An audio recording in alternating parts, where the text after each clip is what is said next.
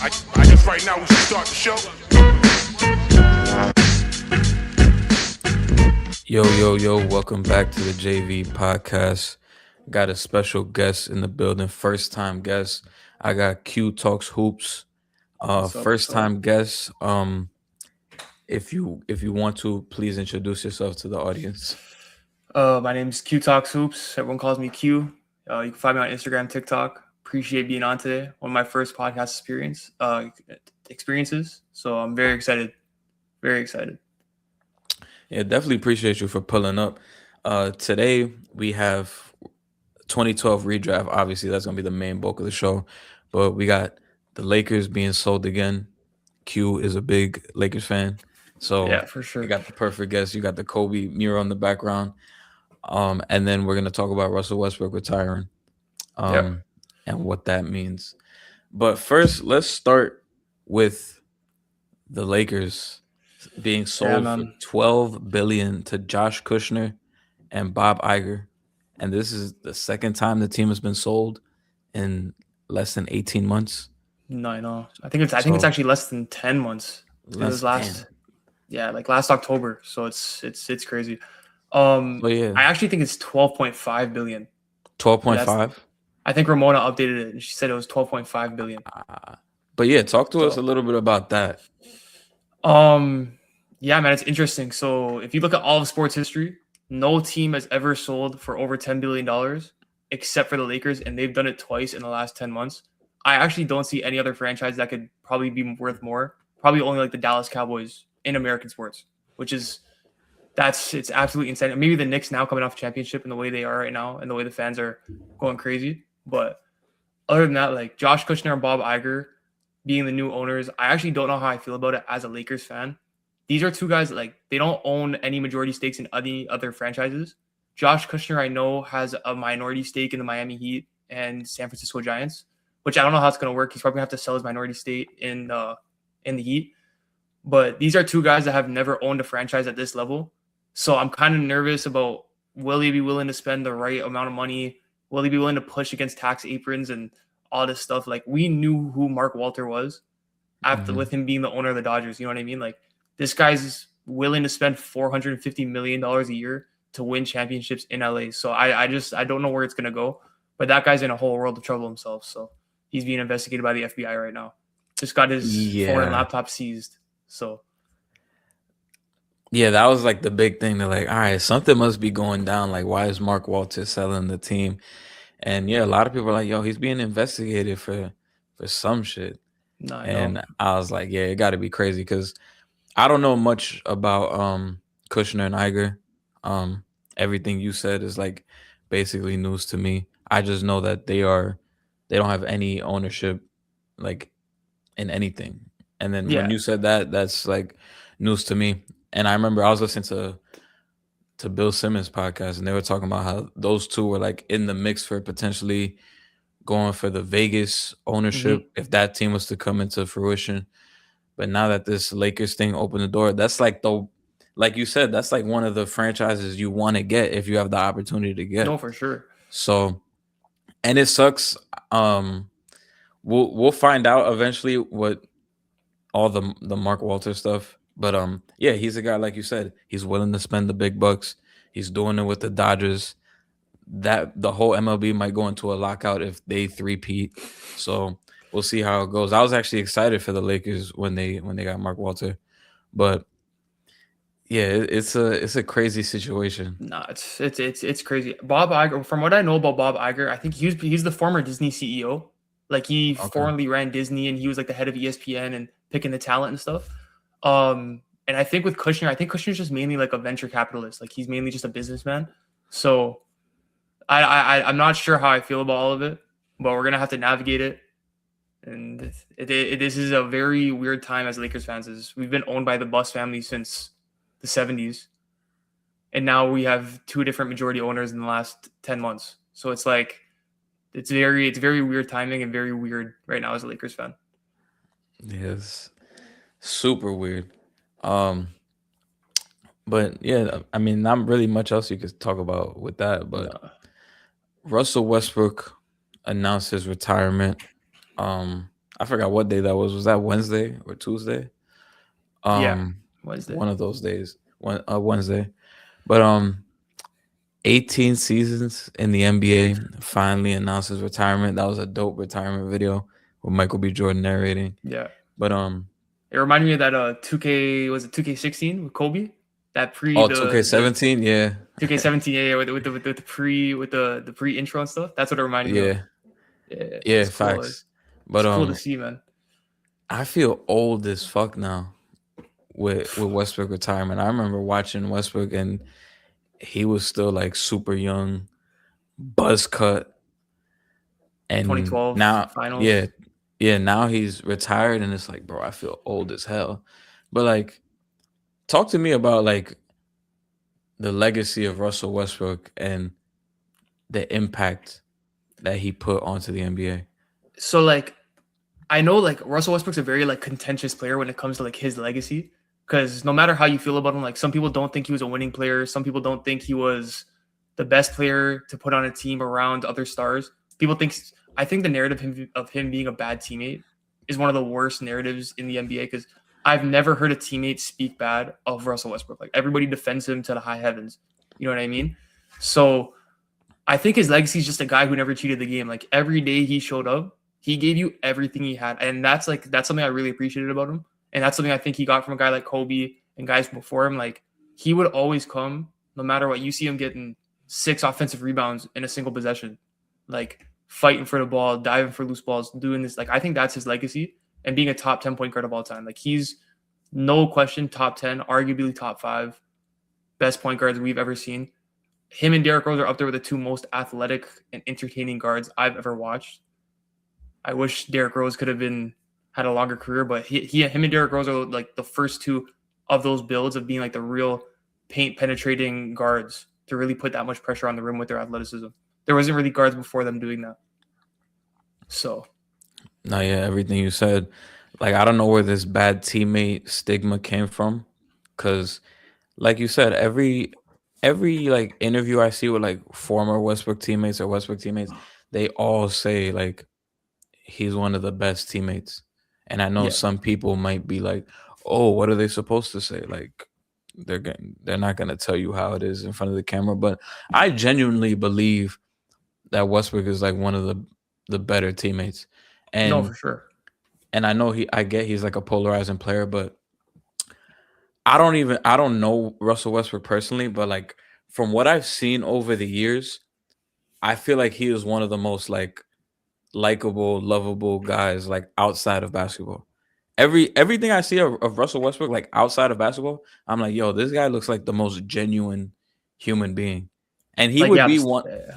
yeah, like he would be one of the athletes that I would like to meet. Like and that's like that's like a small list for me. Like there's not a ton of NBA players that I'm like, oh wow, I hope I could meet him. No, Yeah. it's not the case. But Russell Westbrook is definitely one of those guys where he's super genuine, just based on what I've seen. I don't know him, but on the court, he brings that fire, that competitiveness that some people mistaken for like, oh, he must be an asshole in real life and all Yeah. this. And Yeah. I'm like, No, I no. hear that.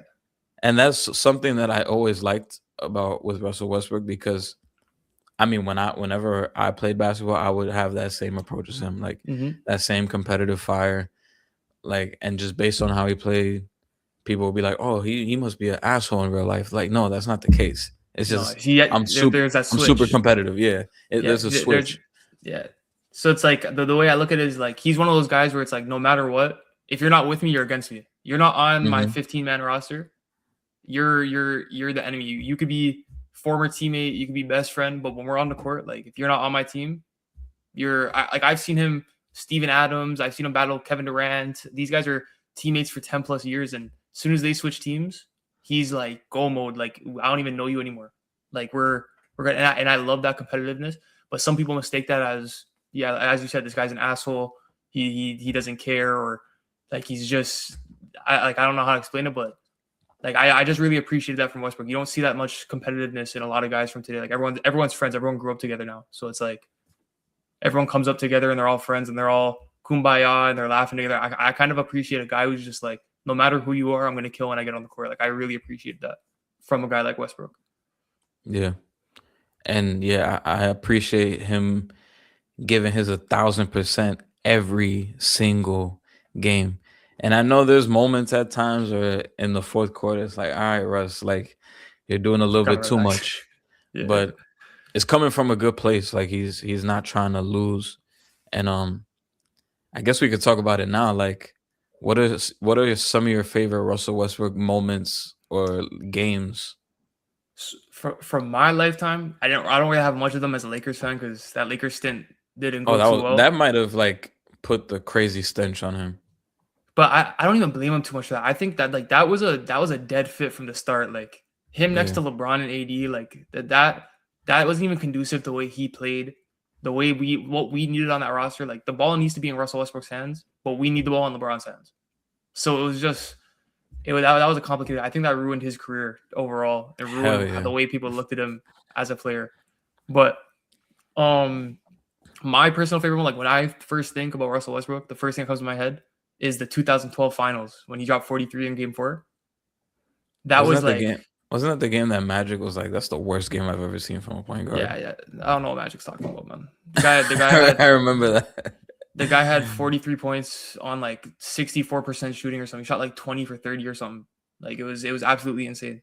That was like I was how old was I in 2012? I was 11. So I'm 11 years old and I'm sitting out watching the game with my brother. And I watched this young buzz cut 6'3" guard drop 43 in a finals game. I'm like, yo, who the hell is this guy? Like that was like my intro to Russell Westbrook, and ever since then, like I've been tuned in, you know. So it's like that's my first kind of like real core memory of Russell Westbrook. Yeah, that was the first finals I ever watched too. I was also 11, about to turn 12. Um, Mhm. but yeah, I remember watching that game like, yo, this guy's insane. And then seeing that Magic Johnson thing, like that was the worst game I've ever seen from a point guard. That was just hilarious to me. Um, one of my favorite Westbrook games, and I feel like this one doesn't get talked about that much. Um, Game 5 against the Clippers, 2014, Mm. um, in the playoffs. 38 points in that game. And this was the infamous Chris Paul choking down the stretch in this game. And Westbrook was just Yes. giving it to him. And Now I know what you're Westbrook, I talking about. think Westbrook stripped him a couple of times. He stole the ball from Chris Paul at the end of the game. But I remember I went back and rewatched this game. I think it was like last summer. And Westbrook was absolutely killing Chris Paul.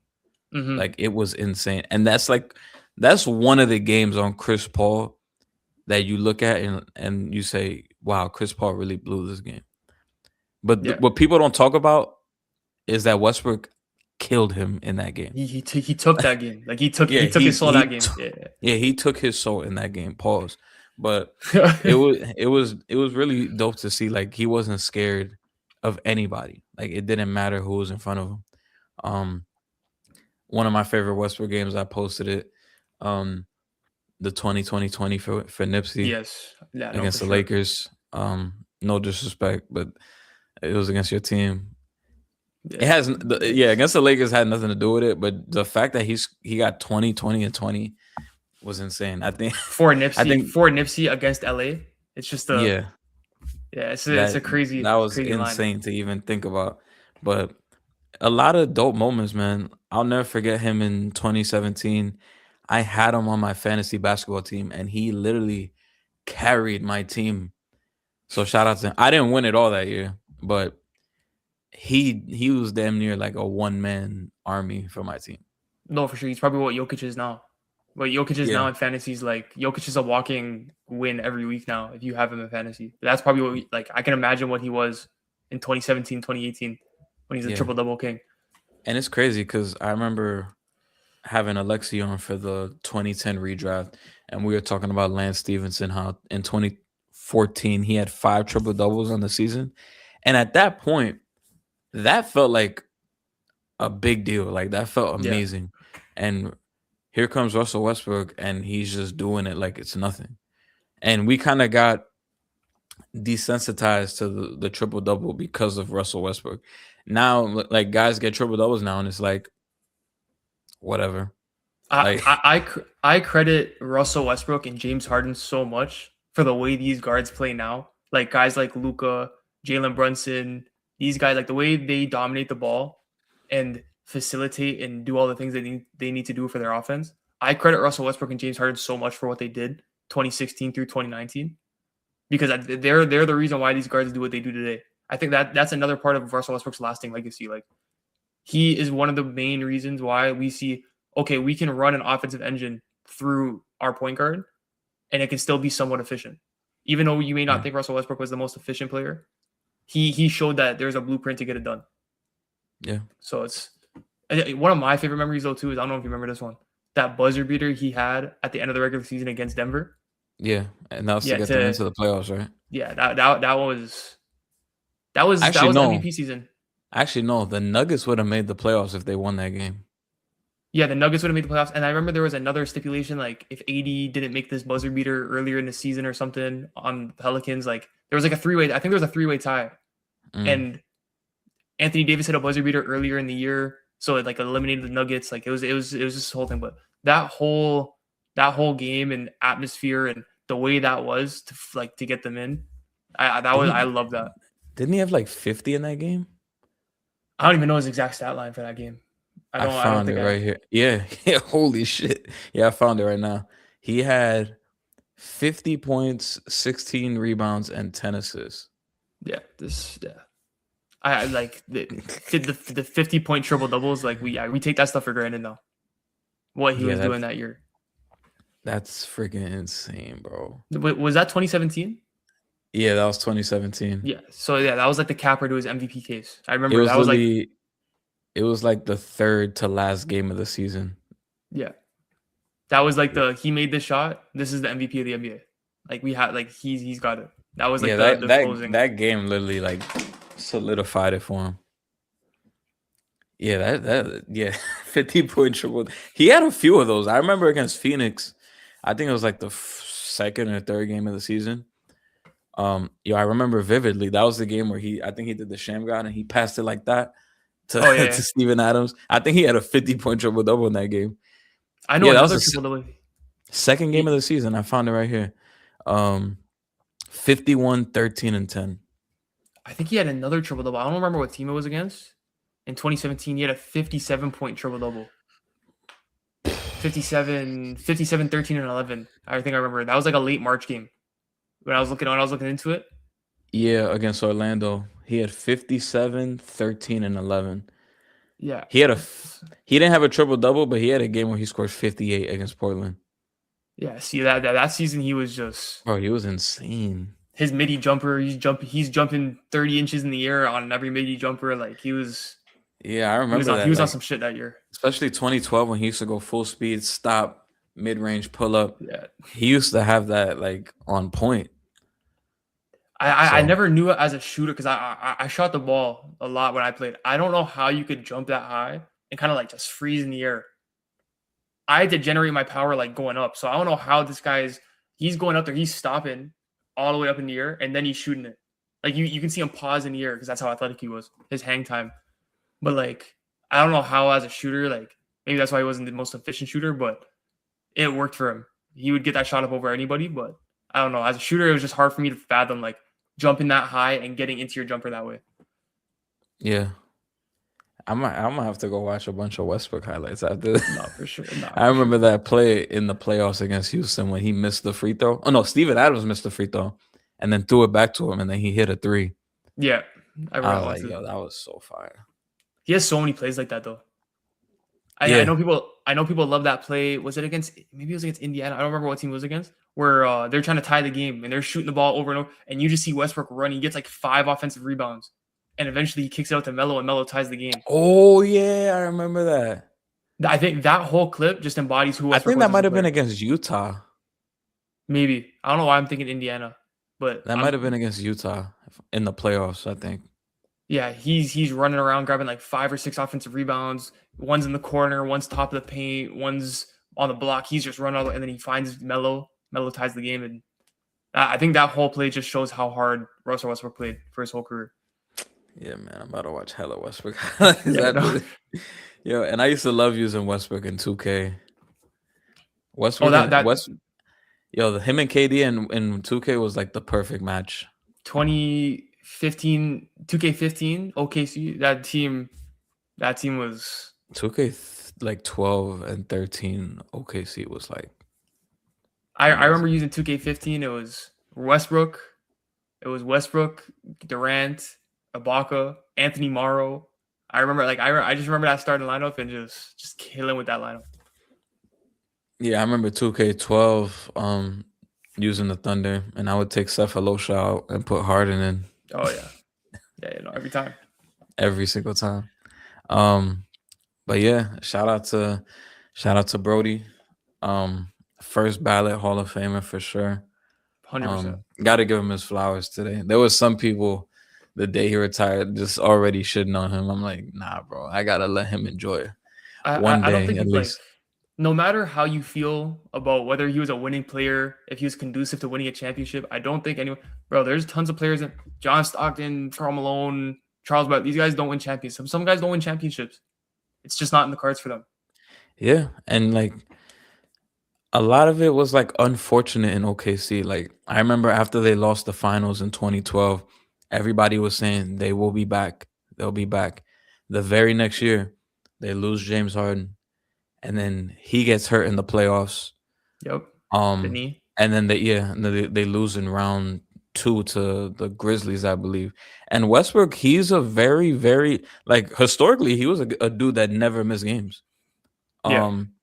His first like 5 years in the league he played all 82. And then 2013-14, he came back, he only played 46.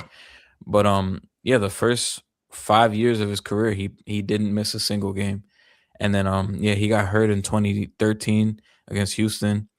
2014, he came back late. But I think Durant And got hurt that year. That was the year Durant broke his foot, no? no, that was 14-15. So in Yeah. 2014, Okay. they lost to the Spurs in round 3 in the conference finals. I think Ibaka might have been hurt in that series, and that played a big role. 2015, Durant gets hurt, and that's when Westbrook has the face mask. Mm-hmm.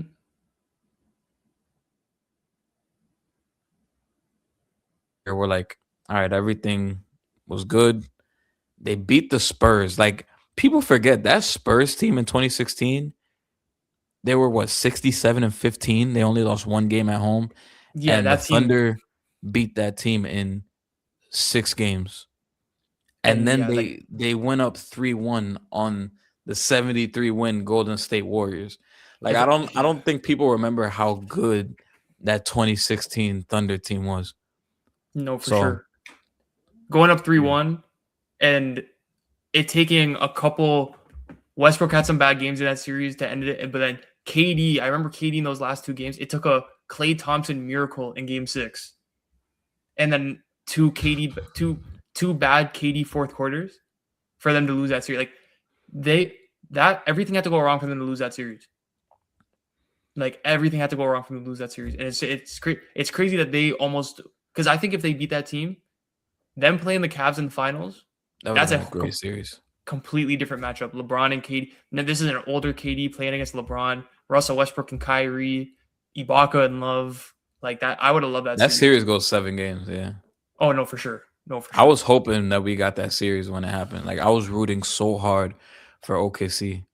I remember I used to argue back in the day like that Westbrook was better than Curry.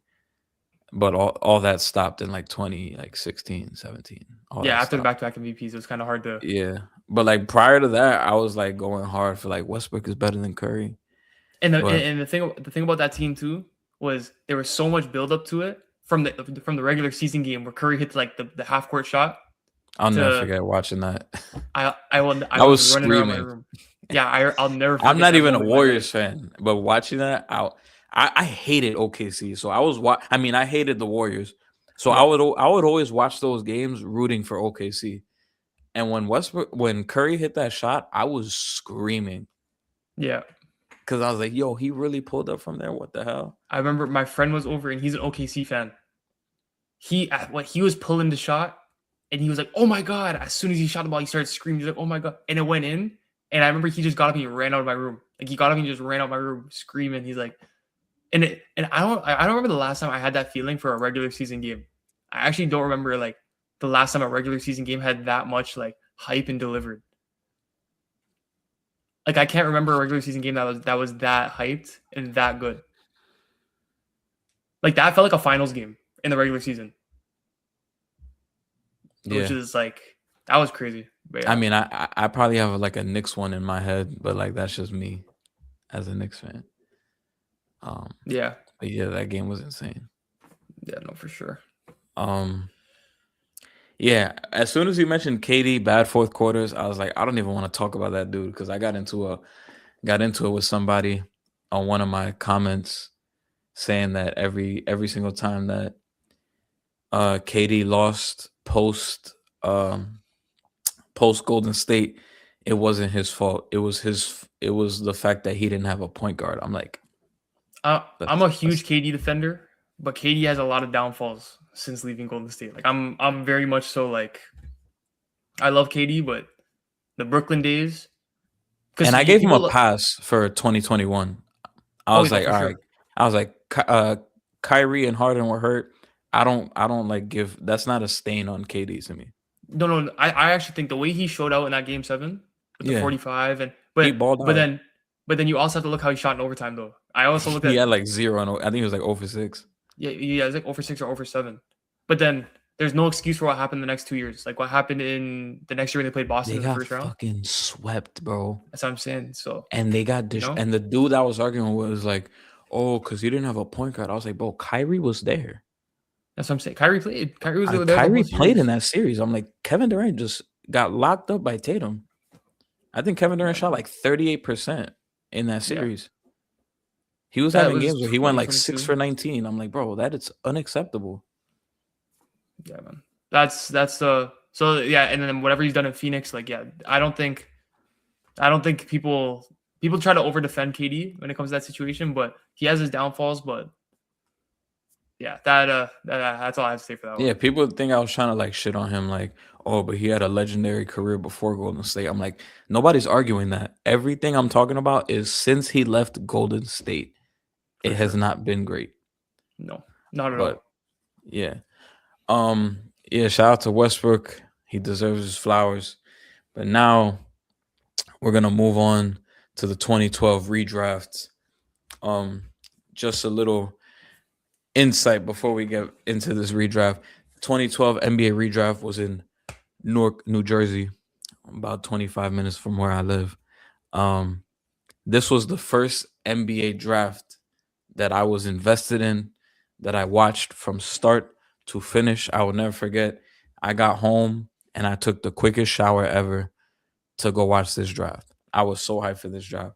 I remember watching Anthony Davis highlights like crazy. If you don't know, I'm telling you now, I'm a big Duke fan. Austin Rivers. I'm a Duke fan too. Oh, you're a Duke fan too? Yeah, I'm a Duke fan too. Austin Rivers was the guy that made me a Duke fan. So this draft got me even more hype. We'll see if he even gets picked in this redraft. But yeah, this was the first draft where I finally had my own opinions. I was hyped for, and this was like 11-year-old me. So like some of my takes aged horribly. But yeah, this is the 2012 NBA redraft. And for the listeners, this is how the real draft went. We're only going to do lottery, so I'm only going to read how the actual lottery was. So number 1 overall was Anthony Davis. Number 2 overall was Michael Kidd-Gilchrist. Number 3 was Bradley Beal. 4th was Deion Waiters. 5 was Thomas Robinson. 6 was Damian Lillard. 7 was Harrison Barnes. 8 was Terrence Ross. 9 was Andre Drummond. 10 was Austin Rivers. 11 was Myers Leonard. 12, Jeremy Lamb. 13, Kendall Marshall. And 14 was John Henson. So, since you are the guest, I will let you have the first overall pick in this redraft. For my first overall pick, I'm going to stay the way the draft went originally. I'm going to take Anthony Davis with the first overall pick. This is a 24 point per game scorer. Averaged 24, 11, and 3 over his career. 2 blocks and a steal. I don't think people give Anthony Davis credit enough for what he was pre-Lakers. Like, that player that he was in New Orleans as a scorer and the things he did at the power forward position, like, I haven't seen that. Like, even the way Giannis does things, like, I look at Anthony Davis at that time and the way he was in New Orleans. Like, that's one of my favorite players I've ever watched. I think it was, what year was it? I think it was 2017, 2018 when they swept Portland in the first round. Mm-hmm. That's one of my favorite all-time series that I've ever watched, like, live. I remember being in Pittsburgh for an AAU tournament, and me and my whole team were just watching the games, and that was the best I've ever seen Anthony Davis. Like, that was better than I think I saw him in the bubble. I think that was the best version of Anthony Davis I've ever seen. In that series, he averaged like 33 and 12. Yeah. And they swept Portland in 4 games. Like, it was like, that was something to watch. Like, him, Anthony Davis, this is pre-DeMarcus Cousins. This was him, Rondo, and Drew Holiday running up numbers. Nah, I think DeMarcus was there. I think he was just hurt. Was DeMarcus there? Yes, he I was. think he was there. This is when he tore his Achilles. He tore his Achilles right before the playoffs. Because I don't think he ever played a playoff game for them.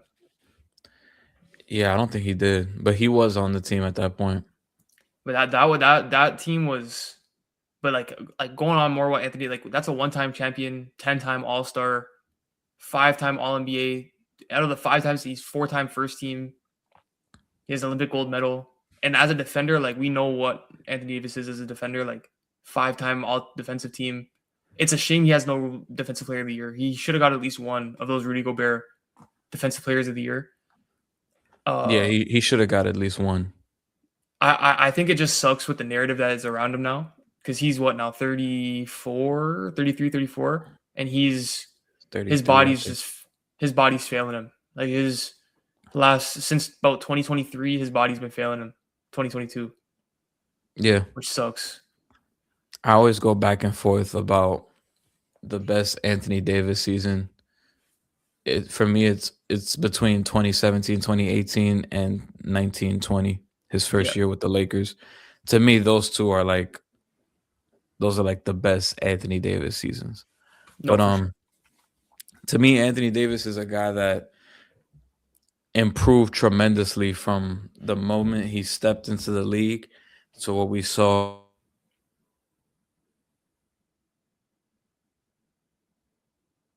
game. Like, he's just catching lobs. I think he averaged like 5 blocks a game at Kentucky, and he was just an absolute monster. He was literally a walking defensive anchor. And that's part of the reason why I felt like he should have won DPOY on the Lakers in 2020. Like, Anthony Davis cleaned up. He was literally a one-man like defensive anchor. And that's not to take away from like some of the perimeter defenders that the Lakers had, but Anthony Davis cleaned up a lot on his own. Like, no, for sure. That team wasn't built well enough on the perimeter to defend the way we needed to. And he cleaned up a ton, like, made us look good. Way better than we were. And it's crazy because that was a team with Alex Caruso and KCP and Danny Green. And Anthony Davis he was literally able to anchor a lot of things and fix a lot of things by himself. So, but the offensive improvement that he had year in and year out, like, I think it further exceeded any expectation that I had. And I remember on draft day when he went up to shake Commissioner's hand, like, the people, I don't remember if it was Jay Billis, but like, they're like, this kid could be the next Kevin Garnett. Like, that's how they were talking about him. And to some people, they would say that he kind of underachieved, like, based on how the projections and all that were supposed to go. Me personally, I don't know if I don't really think he underachieved. You could probably argue it a little bit, but I feel like he kind of exceeded my expectations, at least. Yeah, I think it's hard to say he underachieved because he did so much in his career. Like, he was a top 10, top 5-ish player for at least 5 to 6 years in the NBA. But I think where it comes from is I think he played so well, like you say, in 2017, 2018, and 2020, that coming off those seasons, like, I remember the narrative coming out of the bubble, Anthony Davis was the favorite to win MVP. Like, they were like, this is the year he gets the keys and Anthony Davis is going to win the MVP next year. They were like, it's him and Giannis. And he came out that year, and that was the year he got hurt. Him and Solomon Hill fell on LeBron's ankle, and Anthony Davis got hurt towards closer to the playoffs. And that's when all the injuries started. But the people I blame for Anthony Davis' injury is the Lakers front office. I blame the front office for not getting him an established center in the last like 4 years he was at the Lakers. So he would never play the power forward position after 2020, 2021. After Dwight Howard left and after we lost Drummond, they had him as the established 5, and he always was begging for a real center so he could go back to play his position at the 4. But the Lakers never got him one. And I think I think him being down low so much and taking that punishment on the defensive end in the post, like I think that's a big reason why the injuries caught up with him, because he was never getting injured like this in New Orleans when he was playing the 4 and he had more space and he was playing his natural position. Yeah, you're right. I never thought about that because in New Orleans, he was playing at least like 65 games a year. It wasn't until he got to the Lakers where it was less. And even the 2018-19 season when he played 56, he was healthy, bro. No, he was just sitting out. Yeah, that was a behind the scenes get a high draft pick type of year. Yeah, he was healthy, like, but he was just sitting out. But like when he was in New Orleans, like the lowest amount of games played was outside of that 18-19 season was 61 games in 2016. Yeah, see. But on the Lakers, like the first year he played 62, and I know the league shut down because if the league didn't shut down, he would have probably been on pace for like 70 something. Yes, yeah, for sure. But then after that, it was like 36 games, 40, 56. 2024, he played 76 games. Yep. I remember that. And then 2025, he played 51. And then this past season, he played 20. Yeah. I don't think we'll ever see him get close to 76 again. Like I'm actually really interested on how he looks this year with the Wizards, being next to Alex Sarr.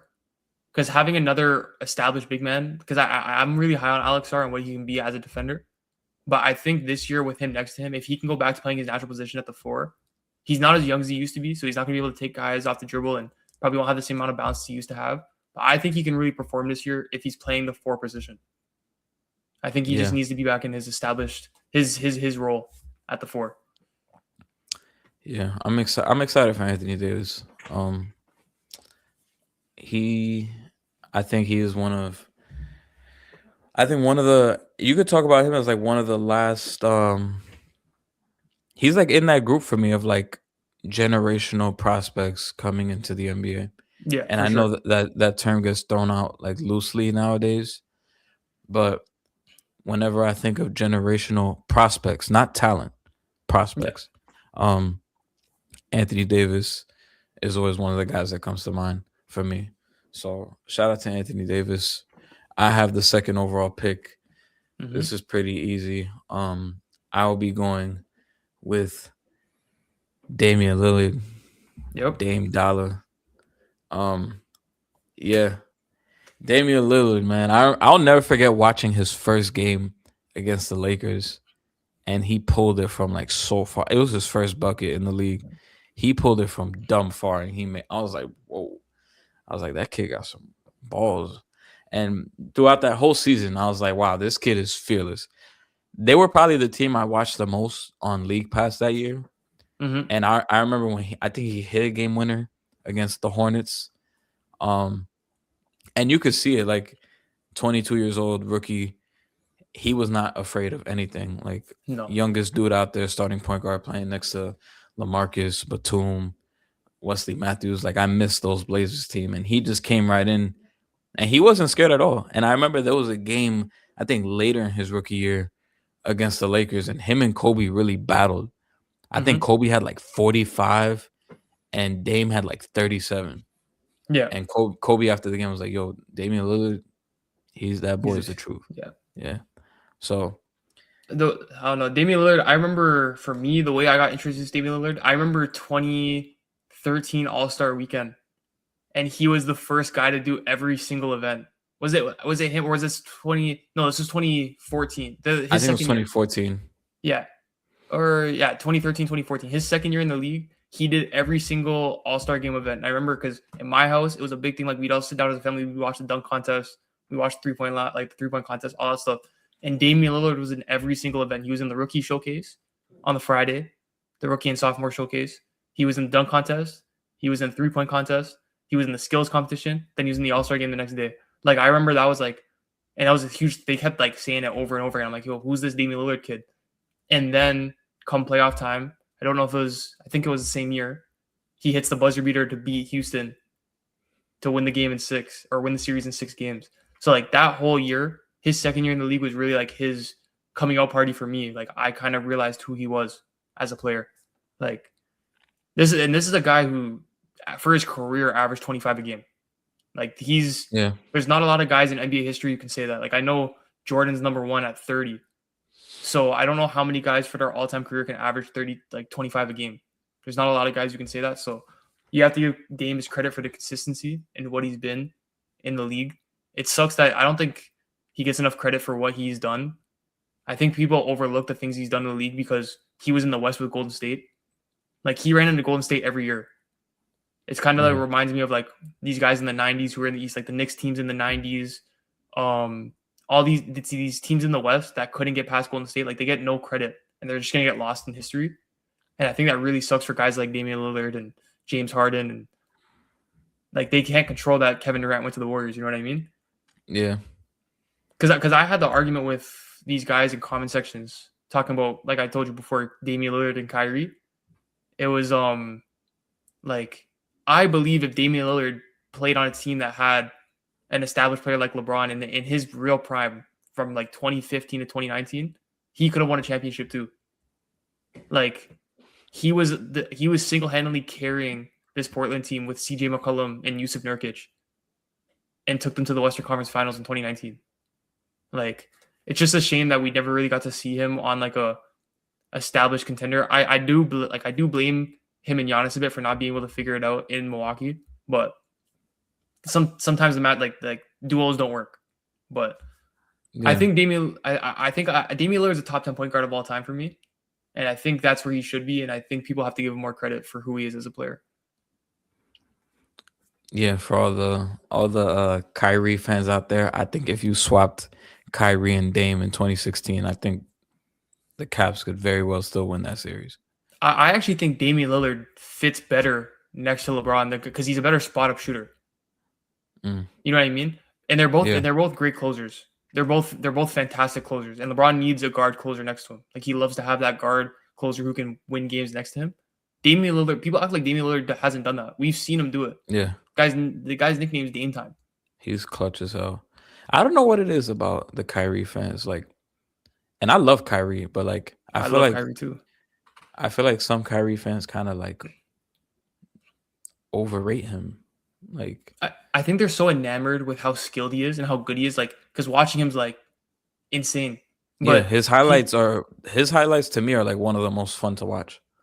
But I think people like can't put into context of what it's like actually valued of consistency over a period of time and what you can do as a number one option. Like we've never seen Kyrie have like great success as a number one option. I think the only time we saw him have that much success as a number one option was 2018 on the Celtics.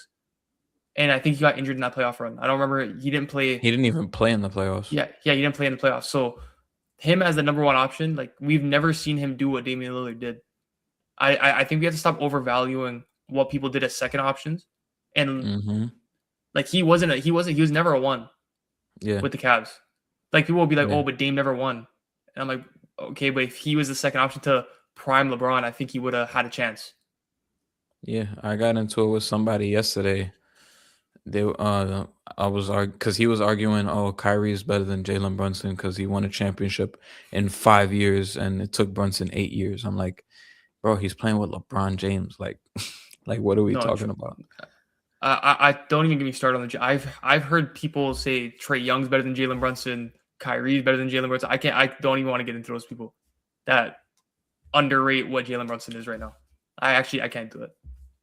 It's actually sickening because like the way I go to fight for Jalen Brunson, like some people might be like, oh, he's just a biased Knicks fan. Like that's why. I'm like, no, bro. Like if we all watched the playoffs, like we all say we do, There's no reason why you're putting these guys over him. If you No, are, for it's sure. because you like those players more. And I get it. I like Kyrie too. But like everything I was arguing with this guy yesterday, I was like, it sounds to me that you just like Kyrie more than Brunson. That's all it is. And I love Kyrie. He's from Jersey. I love him. Jalen Brunson. He surpassed Derrick Rose as my favorite player ever. Mhm. But that for me, I try to be unbiased as possible. Yeah, I So try to look at everything from like an objective like basketball standpoint. yeah. And that's why, like, when I don't know if you saw Nerd Sesh's list of the top 10 point guards in the NBA, and Uh, they had I- K, they had Brunson at like 7 best point guard in the NBA. See, yeah, that's why sometimes I can't watch them because I feel like they look at it from like such an analytical view, and that's why I've had so many clips talking about stop watching basketball through a fucking spreadsheet and start watching the games because what Jalen Brunson is doing, like arguably all those guys you have over him, he's performing way better than them in the playoffs. There's probably only 2 point guards in the league that I would say Brunson that are better than Brunson. And to me, that is Shea Gilgeous-Alexander and Luka Doncic. Yeah, right now those are the only two I say are. Those are the 'Cause only two guys to me that are ahead of Brunson and at his position. Because I even love Curry, but I don't think Curry right now is doing what Brunson's Curry doing. right now, no. That's what I'm saying, and I agree with that. And even Cade, people love Cade. I love Cade, but Cade hasn't done the same. Like Cade's not a closer like Brunson's a closer. Like Brunson can close games. I love Cade Cunningham, but I'm sorry, bro. Like, I've never seen Jalen Brunson score 13 points in a do or die game. Yeah, no, for sure. Like, Cade Oh, yeah. Cunningham literally did not show up against the Cavs in Game 7. I've never seen Brunson in a game do that. Actually, one time, and that was against the Pacers in 2024. And even then, he put up a better fight than Cade Cunningham. Yeah.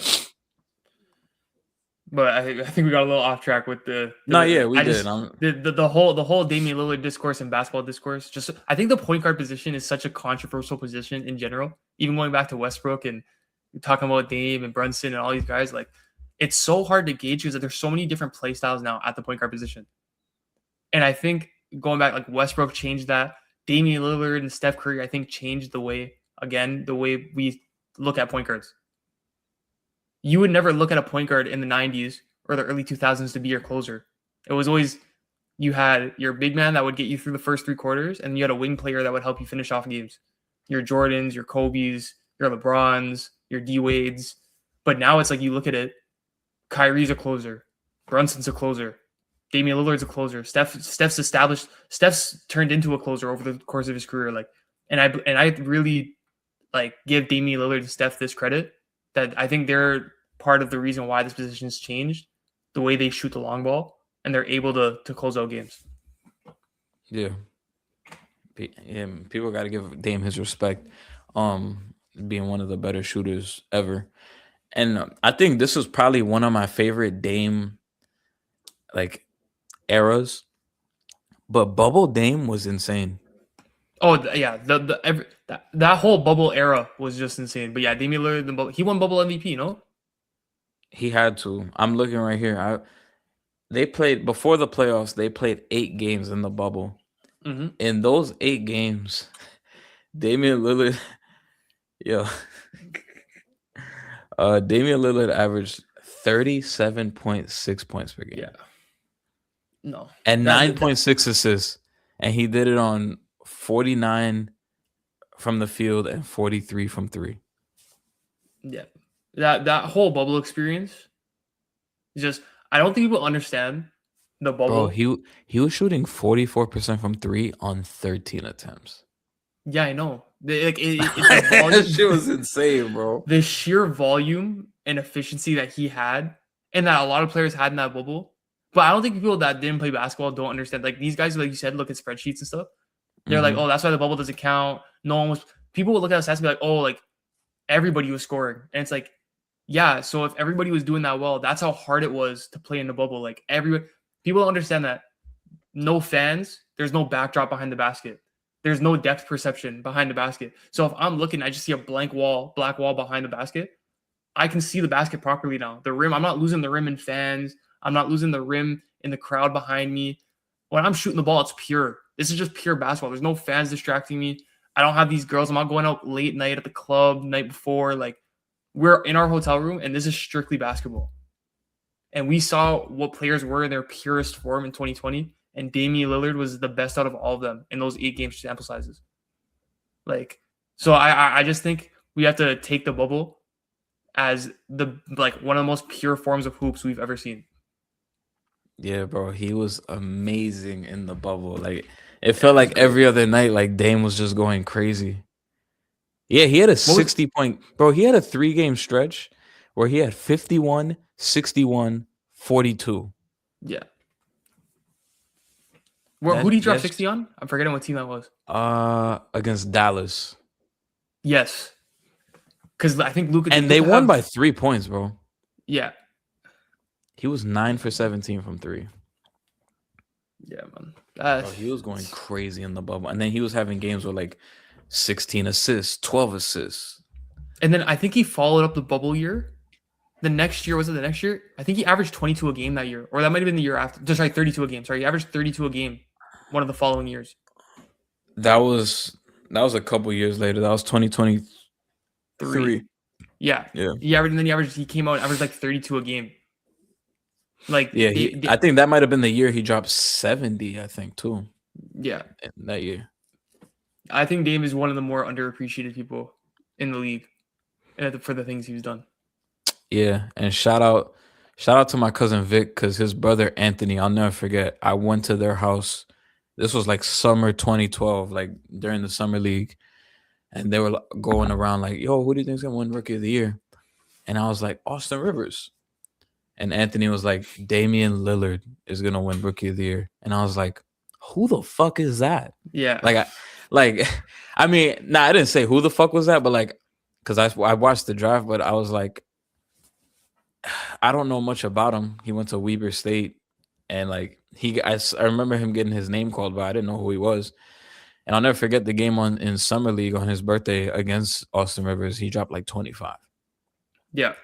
And then, yeah, his rookie year, the rest was history. I was like, yeah, he was right, bro. No, for sure. Third overall pick. It's on you now. With the third overall pick, I don't know if you agree with this one or not. I'm gonna take Draymond Green. Yeah, I think Draymond Green. I think Draymond Green's a good pick here. His career averages don't like pop off the page, but we all know if as basketball fans, you can all appreciate who Draymond Green was as a player. His career averages are 8.7 rebounds and 5 assists. So, but as a 4-time champion, 4-time All-Star, he's 2-time All-NBA. He's a 9-time All-Defensive Team player. Like, this is a top 10 defender we've ever seen in the game. And as much as people want to say like Curry was the engine that made the Golden State Warriors go, that offense majority of the time ran through Draymond Green. Top of the key, he's facilitating the offense. He's the one initiating these ball screens, these back doors. Curry and Klay Thompson would love to run off ball, but Draymond Green was mainly the offensive hub for that offense, and he excelled in that role. And I think Draymond Green came out with a quote a couple weeks ago saying that Steve Kerr held him back as a player, and people took it out of context in what he was saying. He was saying for the role for that team, like the role they needed him to do for them to win, he had to take a step back offensively as a player. And I completely agree, because we saw in Game 7 of 2016 what an aggressive Draymond Green looked like in his prime. I think in that game 7, he had 37 points and hit like 7 threes. I think he had like 32. He had If you can bring it up, I don't know. I think it was closer to I think it was like 35 to 37. He had 32. Oh, so yeah. See, so he had 32 in a closeout. He was 6 for game. 8 from 3. Yeah. See, so it's like then the next year. So he just has 32 if they win that game, he probably wins Finals MVP. No, he definitely wins Finals MVP. So he wins Finals MVP, and then he's coming out. You're as a player, like, okay, next year I'm going to take this aggressive step, and I'm going to take on. Then they sign Kevin Durant. and he's like, okay, now we have Kevin Durant. I got to take another step back offensively. I'm the fourth or fifth option on most days, which everyone's going to take a step back to Kevin Durant. But I think that's where people take it. Like he's saying that I could have been a better offensive player for my career, but I had to do stuff, sacrifice this stuff to win games, which some people aren't willing to do, and that's why they're not in the league. So I just think he's a king of his role, and that's what makes him an all-time great. And this is a Hall of Famer. I don't know. He's not a first ballot Hall of Famer, but I think he's a Hall of Famer at the end of the day. I can't even feel sorry for him for sacrificing for Kevin Durant. You know why? Because he was the one that cried in the parking lot calling Kevin Durant to come join. No. Yeah. I don't feel bad for him either. I don't feel bad for anyone on the Warriors. I disagree, though. I think he is a first ballot Hall of Famer. It just depends on who retires with him, like what that class looks like. Did Vince Carter make it first ballot? Yes. I don't think T-Mac made it first ballot, but I think Vince Carter made it first ballot. Then Draymond Green should be first ballot. Okay. Yeah. But yeah, Draymond Green. Yeah, he is. This is a guy like at his peak. I hated this guy, but then I don't know. You agree to you end up getting to the point where you appreciate Draymond Green. I think the thing I hate the most about Draymond Green is just how much he talks. Like he just talks so much, and I'm like, bro, shut up, please. But like in terms of his game, like I think any like basketball player, especially at the professional level, you have to look at Draymond Green and appreciate what he does. Being a superstar in his role, like you said, I think I forgot where I saw it, but everybody's saying I'm gonna play. I feel like it's common for people to say I'm gonna be the Draymond of this team, and it feels a lot more easier said than done because it's a lot harder than people think. You're the quarterback on defense. You're running the offense. You're sacrificing shots. Like you might go a couple possessions down the court. You're not even attempting a shot. You're grabbing rebounds. You're doing the dirty work. You're the main guy talking on defense when everybody is just silent and you're kind of just anchoring and controlling everything that's going on. So, and on top of that, you're probably the lead playmaker. So it's like you're LeBron James without the scoring, basically. No, for sure. That's kind of how I look at it.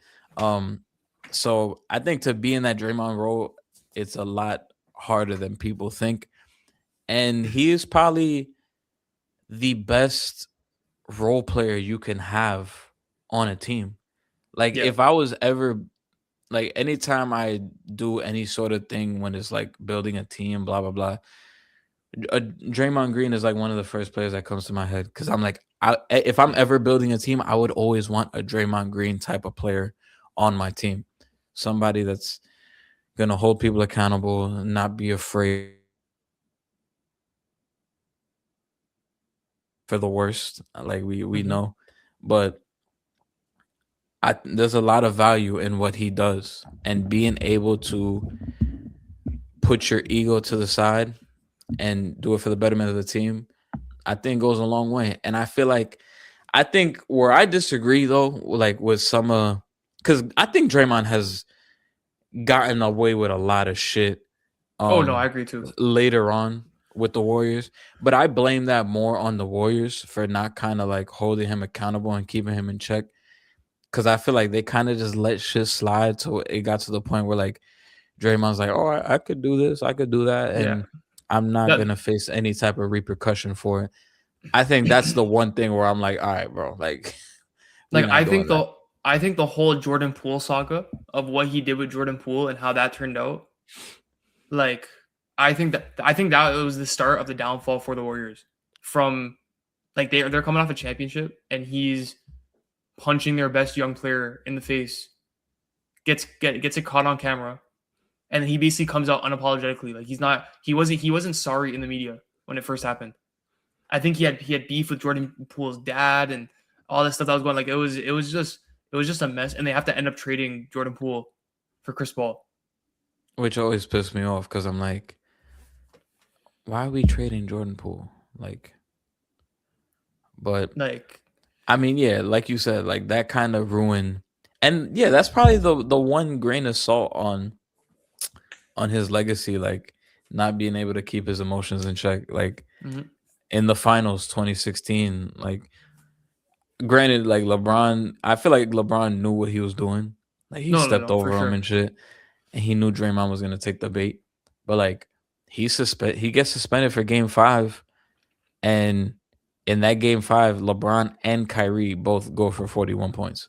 Yeah, that swung the series Yeah. because I So think they win because that's Game 5 in Golden State. So you're mhm. going back to Golden State. I think Golden State was undefeated at home in the regular season that year because they were 73-9. Because I think Yeah. it was them in San Antonio. So you're going back to a place where they almost never lose games, and you get suspended for that game. You lose that game. Now you have to go back to Cleveland. Like it was just and then in Game 7, anything can happen. Anything can happen in a Game 7, and we saw what happened. 2 miracle plays. So I think that 2016 blunder of him getting too many technicals and getting kicked out and suspended for the game, that's the number one. That's a stain on his career. But also all just the shenanigans of stepping on Domantas Sabonis, hitting Steven Adams in the midsection, Yo, that like Sabonis thing was crazy. yeah, like putting Rudy Gobert in a headlock. That was hilarious. He just did that because he wanted to. Like he didn't But even have to but do that. but then he punches. Was it Nurkic he punched in the face? Yeah. Yeah, he punches Nurkic in the face, and he takes he takes like a vacation from the team. Like he has to take a break from the team to like get counseling. Like you know what I mean? Like it was just there's so many things that happen in Draymond's career from like just stemming from him not being able to keep his cool that I think just soured the taste for NBA fans watching him. So it's like just people aren't as receptive to arguments for his legacy and for him as a player because of the things that he did, Yeah. not being able to control his emotions. And I always hated Draymond because like he was the one that talked the most during Yeah. their run. Like Curry, as great as he was, he did no talking. Clay did little to no talking.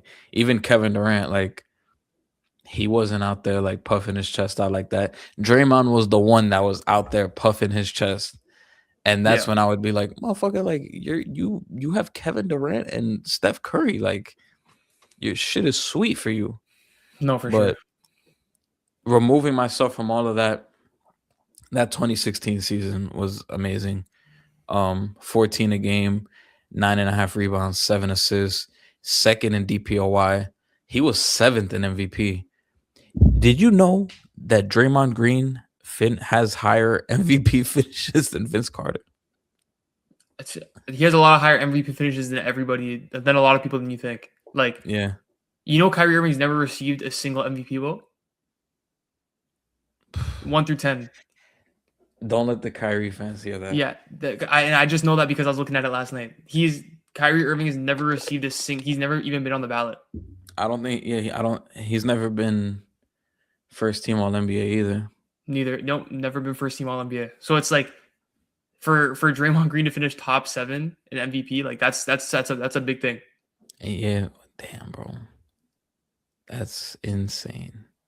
So yeah, it feels like the Kyrie fans gonna hate this episode. as much as you hate Draymond, you gotta appreciate him for the things he did on the basketball court. Facts. 4th overall pick. It's back on me. I will be taking. This was also pretty easy. I will be taking Bradley Beal. Right here. You're gonna disagree with me, but like obviously we disagree. I do not have Bradley Beal here at 4. Oh, you don't have Bradley Beal here? No. Yeah, I went with Bradley Beal here. Damn, I wonder who you took. I think I might know who you took. Yeah. Yeah, I'm going with Bradley Beal here. I'll let you go on with Bradley Beal, and then I'll tell you. Going with Bradley Beal. A lot of dope moments. I think he might be the poster child now of good stats, bad team. Like, yeah. I think he's gonna be the face people think about when you hear that. But I think he was such a key factor in like some people don't understand, like it gets lost in the shuffle these last few years, but I don't think people remember how good Bradley Beal was. No, for sure. Especially those last healthy John Wall years. He was pretty good. As a Like second option. as a second option, yes. As a first option, obviously he had back-to-back years where he averaged 30, Yeah. but they didn't even make the playoffs. And I think people kind of use that and kind of diminish Bradley Beal, which I think is kind of unfair because I do think like he was a very skillful player, um, very talented, but it's just those Wizards teams were just god awful. And in the playoffs, 2017, 26 points a game against the Atlanta Hawks, against the Celtics, 24 a game. Oh yeah, I forgot they did make the playoffs in 2021 when Westbrook was there. Yeah, him and Westbrook. Yeah, they lost to the Sixers in the first round. He averaged 30 in that series, Yeah. but they lost in 5 games. And yeah, so they don't. I feel like he just doesn't have the winning, and I think he doesn't really have like a playoff moment like that. I do remember 2017 against the Celtics in Game 7. I think he had like 37 in that Game 7, but nobody's gonna remember that because they lost that series. Everybody always remembers the Kelly Olynyk game, but Bradley Beal to me, I think he's one of, I don't want to say underrated, but I think he just gets lost in the shuffle because of how unsuccessful the Wizards were. Then John Wall getting hurt, like right when they're starting to hit their stride, and he's blossoming as well. I feel like he did have some moments in the playoffs where like, all right, this dude is starting to come along as a player. But it was just unfortunate timing. The team started to fall off. He's finally reaching his peak. And then it got to the point where it was just like, all right, here we go. And then he goes to Phoenix and wow, he got absolutely destroyed in that Timberwolves series. I'll never forget that. Like that shit was bad. But I love Bradley Beal. Smooth jump shot. Remember him in Florida.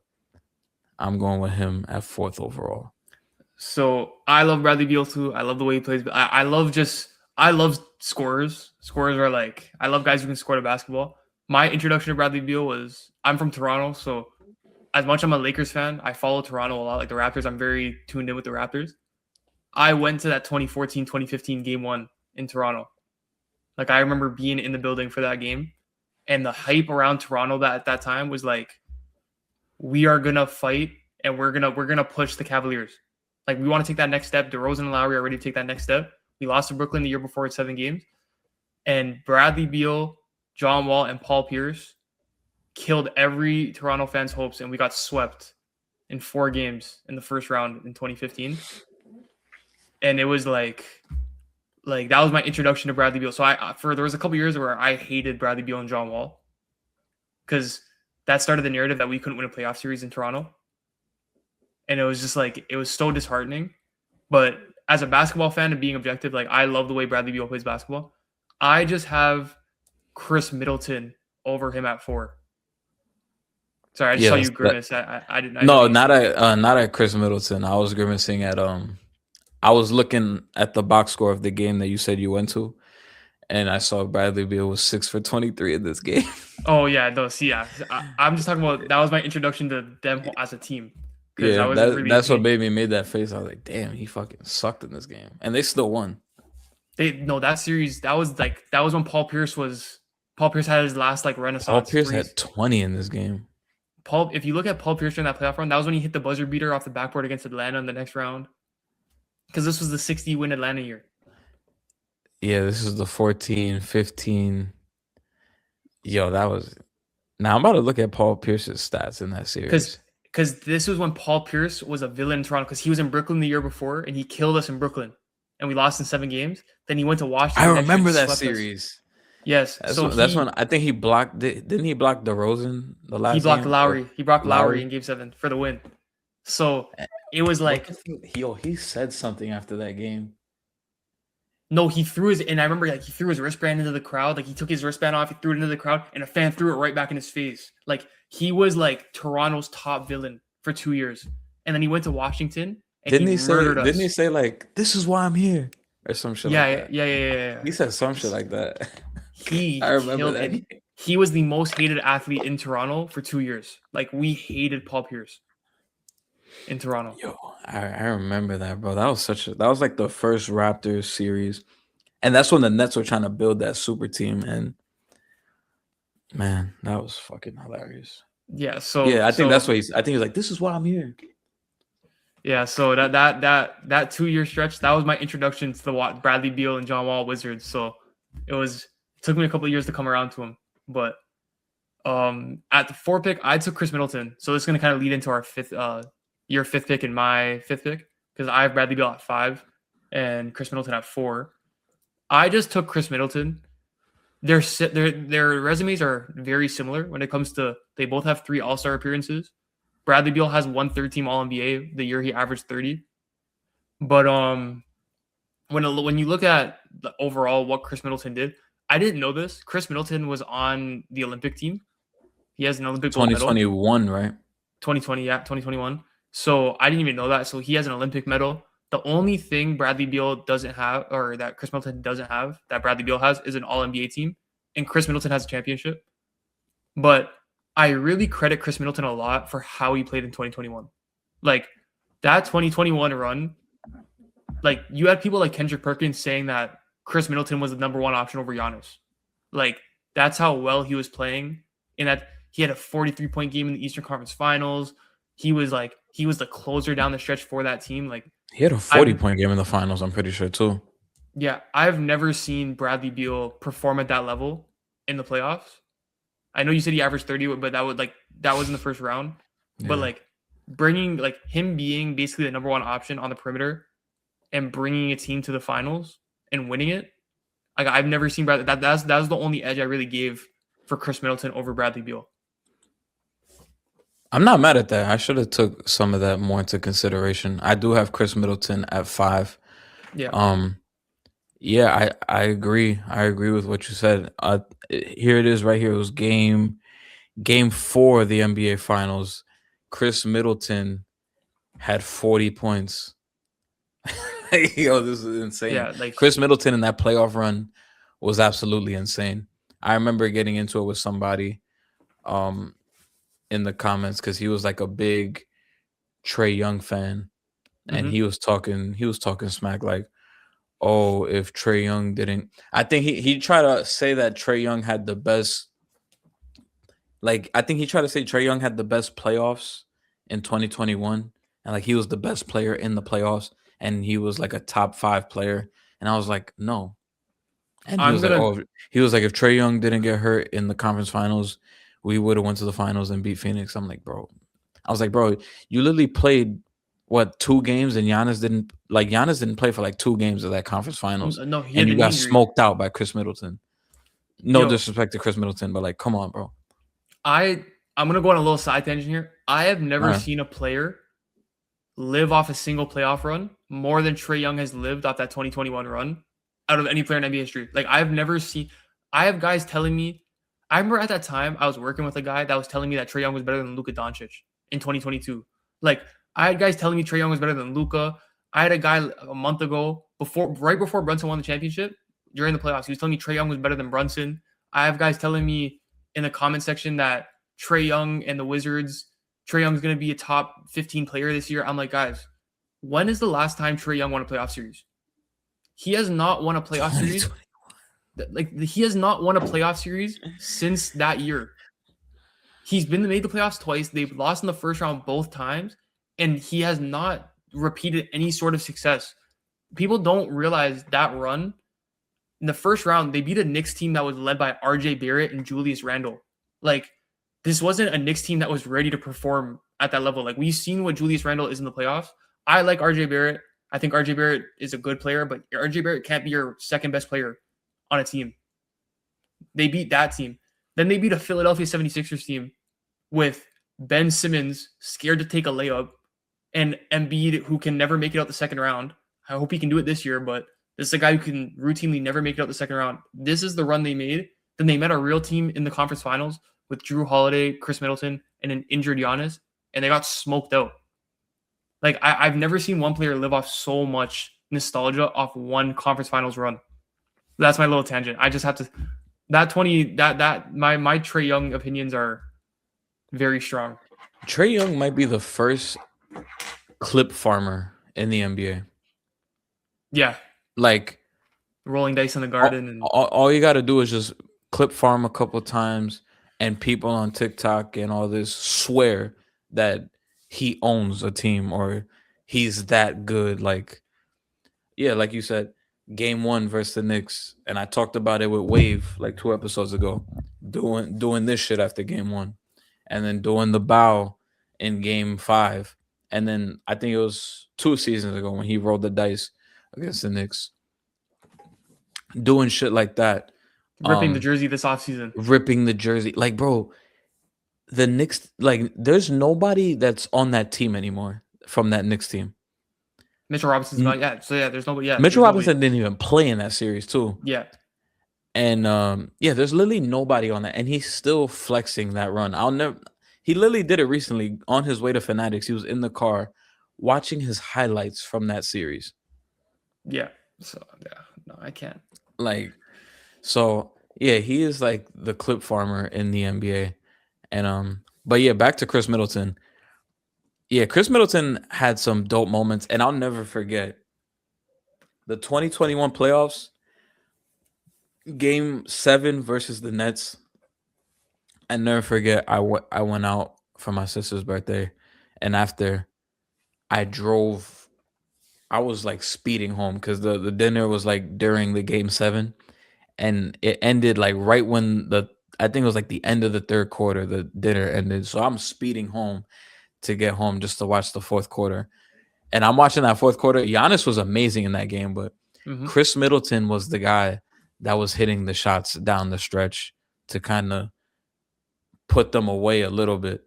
Giannis, as great as he was still getting his. But like in that half court setting when the game slowed down, Chris Middleton and Drew Holiday were the guys that were like hitting the shots to kind of just keep them within reach or like extend the lead a little bit more. And I think that's what people forget about Chris Middleton. He was kind of the guy that was easing the pain off for Giannis. Like Giannis, we know how great he is in transition, but when it got into a half court game and we needed a bucket, I wanted the ball in Chris Middleton's hands. No, for sure. And I remember the Celtics series in 2018. I think he made the game winner in game 1, or he hit some crazy shot in game 1. But he's the guy that he's proved it during the regular season. I think he was he a 2 or 3-time All-Star? 3-time All-Star. Yeah. And then yeah, he's had some playoff moments as well. So shout out to Cash Money Chris. Yeah, he's my 5th pick. So wait, I took Bradley Beal at 4. You had him at 5 as well, right? Oh no, you had him 4. Yeah. I mean, I guess we could go to 6. We might as well skip to 6. For me at 6, I have Andre Drummond. Yeah, me too. Andre Drummond, monster. This dude was the best rebounder in the league. Still might be the best rebounder in the league if he gets the opportunity to play more games. If he gets the minutes, yeah. He had 3 straight seasons where he averaged 16, 15 rebounds a game. Like, it's actually insane. And I was a little iffy on the signing when the Knicks got him because it's going to be hard to replace Mitchell Robinson, but we'll see. Hopefully he could win me over. But Andre Drummond, you talk about fantasy cheat code for fantasy basketball. Andre Drummond was that guy. And every single year he was like, bro, I'm just going to absolutely be a monster on the glass. This is what 1, 2, 3, 4, 5, 6, 7 consecutive years where he led the league in offensive rebounds. Yeah, he's a 4-time rebound champ, which is And for me personally, I love a center that could rebound. And I know it sounds like people are gonna be like, they're centers, like they should be rebounding, but that's not the case. Like we have guys like I just watched DeAndre Ayton for a whole year. Yeah, DeAndre Ayton. You have guys like Jaren Jackson who's refuses to get 6 rebounds a game. I love a center that could rebound. Not even a center. I don't know why. I just love rebounding in general. Like when I play 2K with my friends, I make a center.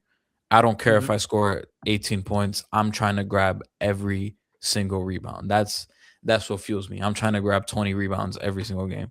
But so I have a lot of respect and love for the guys that are getting after it on the glass.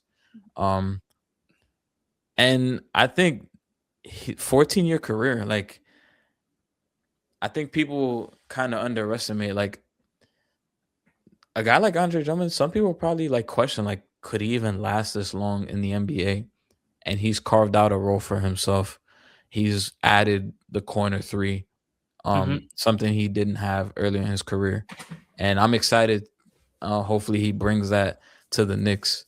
And the free throw shooting has improved. I know Mitchell Robinson was horrible from free throw. Andre Drummond isn't that much better, but he's way better than Mitchell Robinson. He shot 63% from the free throw line last year.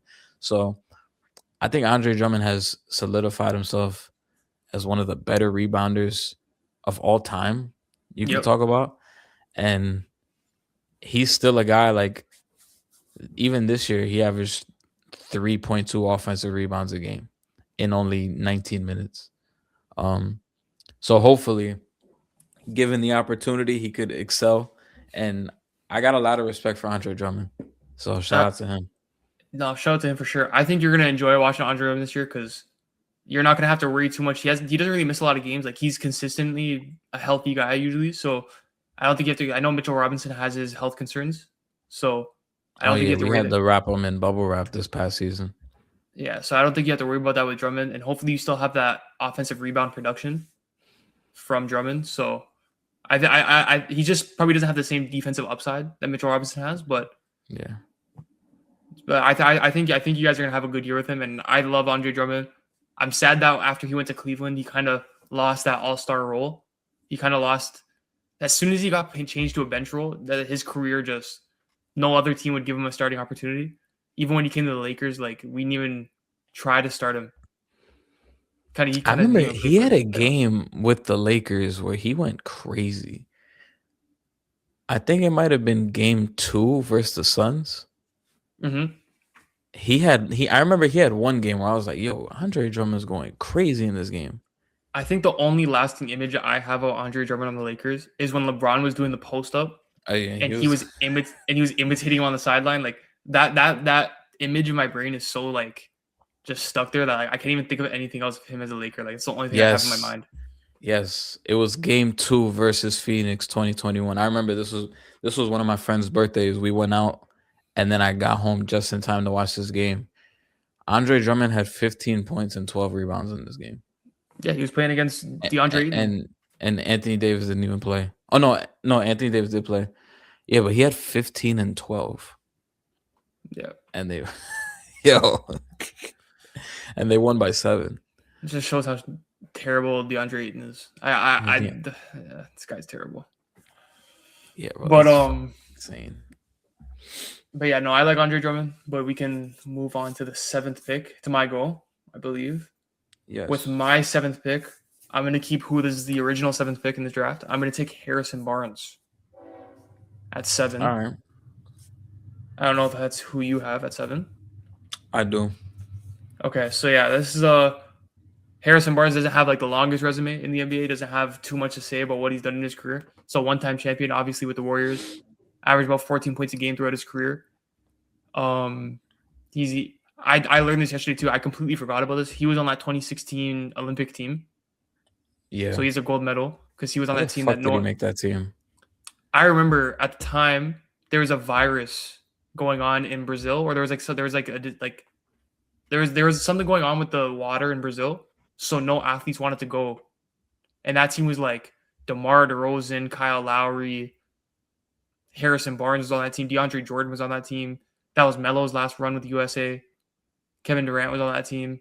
It was a very like watered down USA team, but they got it done. So no one really thinks about it. But Harrison Barnes, this is a guy that at the peak of his career when he was on Golden State, and after that when he moved on to I think it was Dallas, he moved on to after.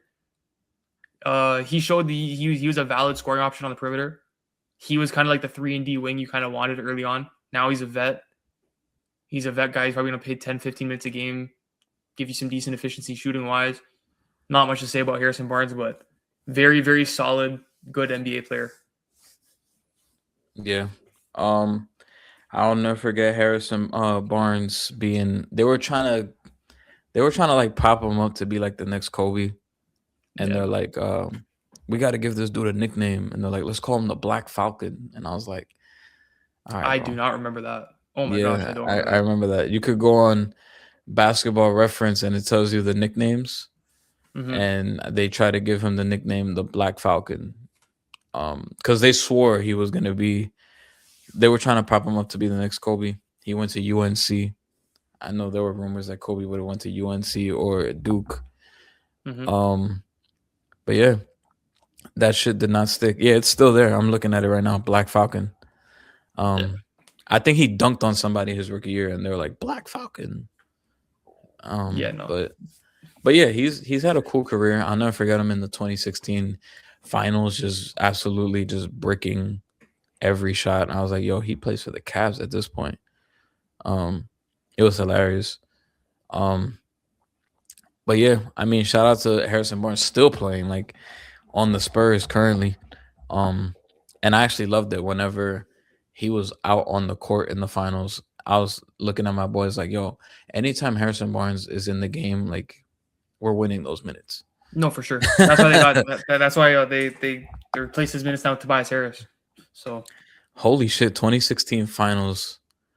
Harrison Barnes was 9 points a game, but then you look at he shot 35% from the field. No, that's why they. I don't even think they gave him a contract offer. He was looking for money and they were not giving it to him. He was bad in that finals. No, he was terrible. I remember he was terrible. And they literally replaced him with Kevin Durant. Yeah. So. That's crazy. I don't think we have much to say. Yeah, I feel like looking back, like looking at it now, like this draft class is not that good. So like the next few guys probably not gonna have that much to say.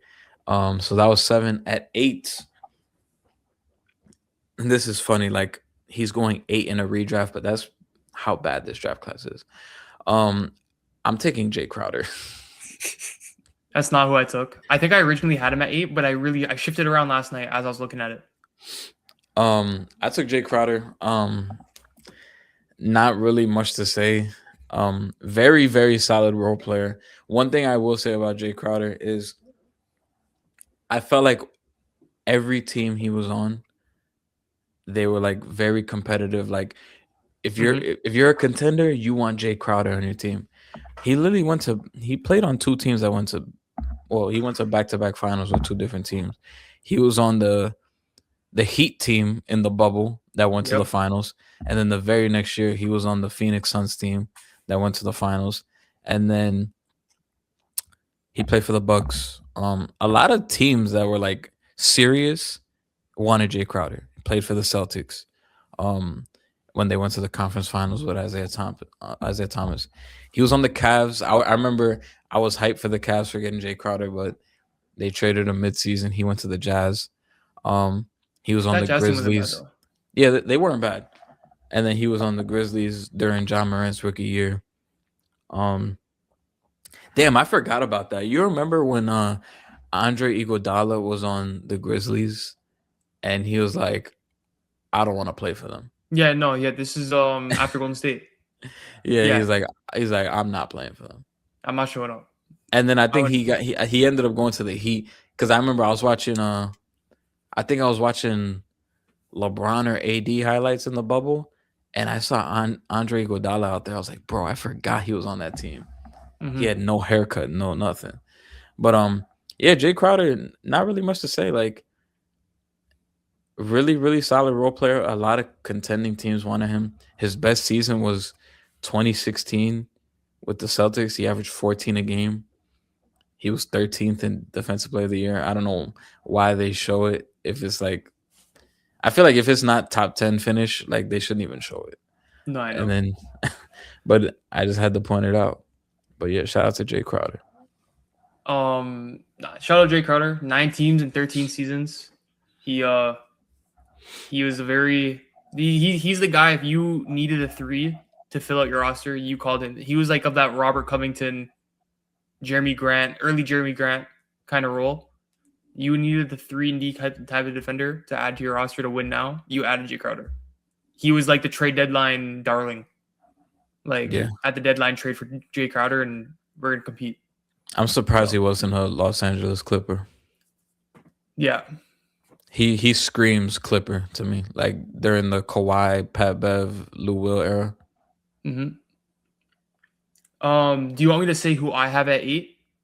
Yeah. Because so who I have is he gonna be at 9 or no? Jay Crowder. I have Jay Crowder at 10. Okay. But my 9 pick is very biased, and you're gonna hear me talk about it. It's a very biased pick for me. But at 8, I have Evan Fournier. I thought about putting him there too.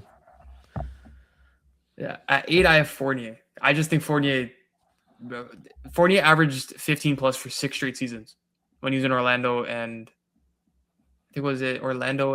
No, I think it was all Orlando. He averaged, and then the Knicks. Did he ever play for the Nuggets? He was drafted to the Nuggets first 2 years, but he never played, right? Or he played 2 years. He didn't have a big role. Okay. Yeah, but then when he went to Orlando, then he started he was hooping in Orlando. He was hooping in Orlando. Him, Vucevic, and that team. That was a decent. Vooch, Aaron Gordon. That was an 8 seed team every year. That was the 8 seed every year. Pencil them in. So I remember when they beat the Raptors the first game in 2019. I remember everyone was freaking out because Kyle Lowry had 0. Yeah, Kyle Lowry had 0 points, and everyone was freaking out in Toronto saying Kyle Lowry can't win a championship. I was saying that too. No. I was chilling. I remember I remember DJ Augustine had like 25 that game. He killed us that game. It was disgusting. But DJ Augustine was always a guy who killed the Raptors. And then he didn't do shit the rest of that series. But Evan Fournier, like just looking at his resume, like just in the NBA, the guy was an established scorer. Like he was a real scorer in the NBA. Like he was good. He could put the ball in the basket. But also too, internationally, this is a 2-time silver medalist. Like he was one of the better perimeter players on a France team that pushed 2 finals in the last 2 Olympics. So I think I give him credit for that. And now he's cooking in the EuroLeague. He's doing his thing over there. He just won MVP and then championship in the EuroLeague. So he's doing his thing. Yeah, that's actually a really good pick. Yeah, I should have gave him more love because he's a dude that I picked in fantasy in the 1920 season.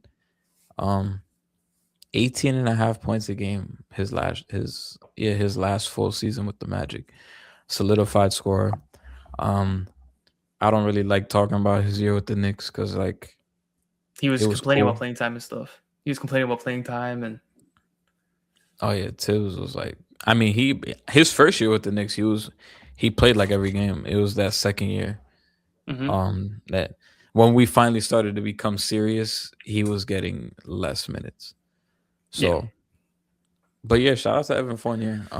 That's actually a really good pick. And then you could go with the 9th pick. So with the 9th pick, I took Terrence Ross. Who did I have? Originally drafted. I have Fournier at 9. Yeah, see, I have Terrence Ross at 9 and Jay Crowder at 10. So we've already covered Crowder. And then I have Terrence Ross at 10. So our shit is just like flipped. So Terrence Ross to me, like as a Toronto Raptors like fan by proximity, I genuinely thought this guy was going to be an all-star. Like you couldn't convince me in 2014 that Terrence Ross didn't have what it took to be Paul George. Like, and this is the delusional 12-year-old in me. Like, there was nothing that I looked at Terrence Ross's offensive game and said he can't do. Like, this is a guy who this guy was electrifying when he was driving to the basket, dunking on. I don't know if you remember the Kenneth Faried dunk. The dunk on Kenneth Faried. Yeah. That's a staple in Toronto. Like you were turning on Sportsnet in Toronto. That dunk is like a staple in Toronto. One of the best dunks in Raptors history. You probably don't. He had 51 against the Clippers, which at the time was a franchise record for the Raptors. Like that game was. I remember that game. He could shoot the ball. He could dunk. He could drive the ball. He wasn't bad off the bounce. Like he was just there was nothing that you could tell me about Terrence Ross's game that didn't scream future All-Star to me. He was the first Raptor to win a dunk contest since Vince Carter. Like, he wore the jersey. Like, he just did all these things where I was like, we really thought he was going to be that guy, and he just didn't end up panning out consistency-wise. But I thank him because we traded him for Serge Ibaka, who eventually was our power forward on our championship team. So I can't be mad at him. Yeah, I'll never forget that game when he scored 51 on the Clippers. I remember I was at like a birthday party, and I remember getting the Bleacher Report like Terrence Ross 51. I was like, what the fuck? I was like, that's a random to score 51. I was like, is this dude gonna be the next star? And he always has some cool moments. I always like using Terrence Ross in 2K because his dunk package was crazy. He could shoot threes. And I remember him. He won the dunk contest, right? In 13, he put on the Vince jersey. I remember watching that, and that shit was fun. But yeah, he carved out a pretty good career. I remember there was a point where like he was always in talks of like, should teams look to trade for Terrence Ross? Like that was always a conversation, and he was always like kind of like you said that trade deadline darling as well. Even though he didn't get traded a bunch of times, but he was always rumored in trade talks. But he's had a solid career. He lasted long in the 11 years. I thought he played a little bit longer, but he retired early. He's streaming now too. He just streams. He plays games and he's chilling, man. He's a great guy though. He's 35. Yeah, so that's why I'm at 9. And then you said you have Terrence Ross at 10. Yeah, I did have Terrence Ross at 10. I ended up moving it around for the final when I like read it. So because I took Jay Crowder 8, but you have Fournier at 8. You took Terrence Ross 9, so I put Fournier at 10. But yeah, I originally had Terrence Ross at 10 as well. All right, and I have Jay Crowder at 10. So then we can probably move past that. Yeah, number 11, Will Barton. I think it's your pick, but I had Will Barton. No, it's your pick because I picked Terrence Ross, and then we went back and forth. Okay. But yeah, no, I have Will Barton. But we're on pick 11, right?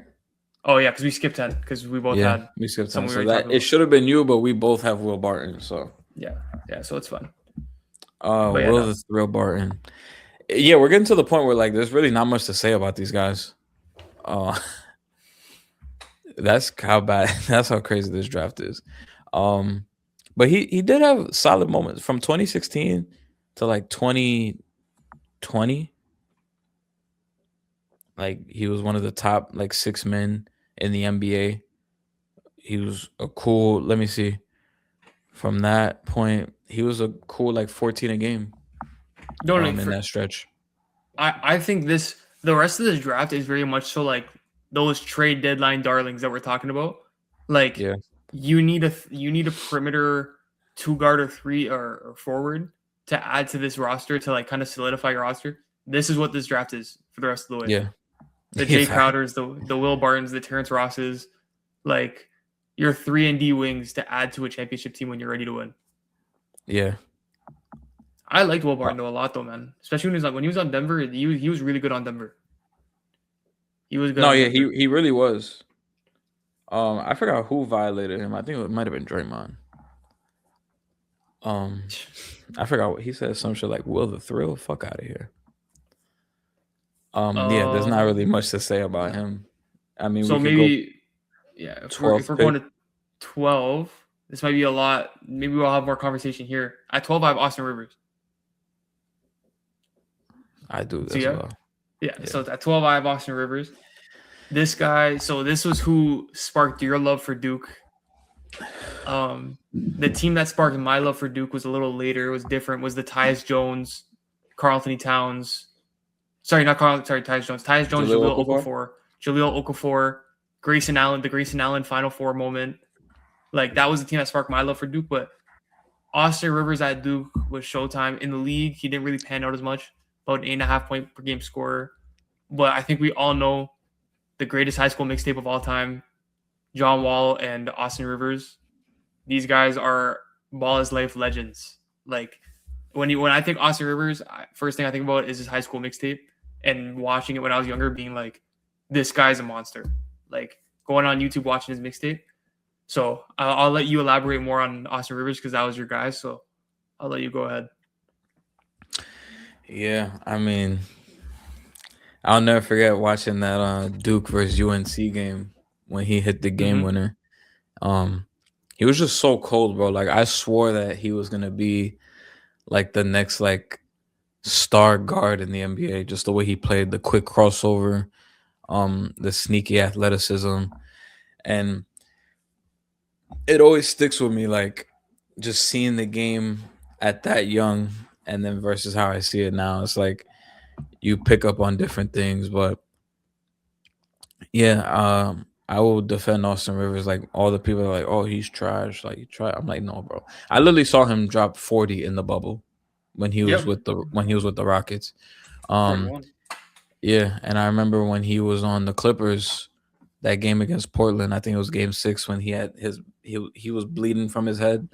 I think he had like 21 in that game, off the bench. I think, or he might have been starting because I think Chris Paul might have been hurt, but he was battling in that series. Like he's shown moments in the NBA, like he belongs in the league. He's not some scrub or people think, oh, he's only in the league because his dad.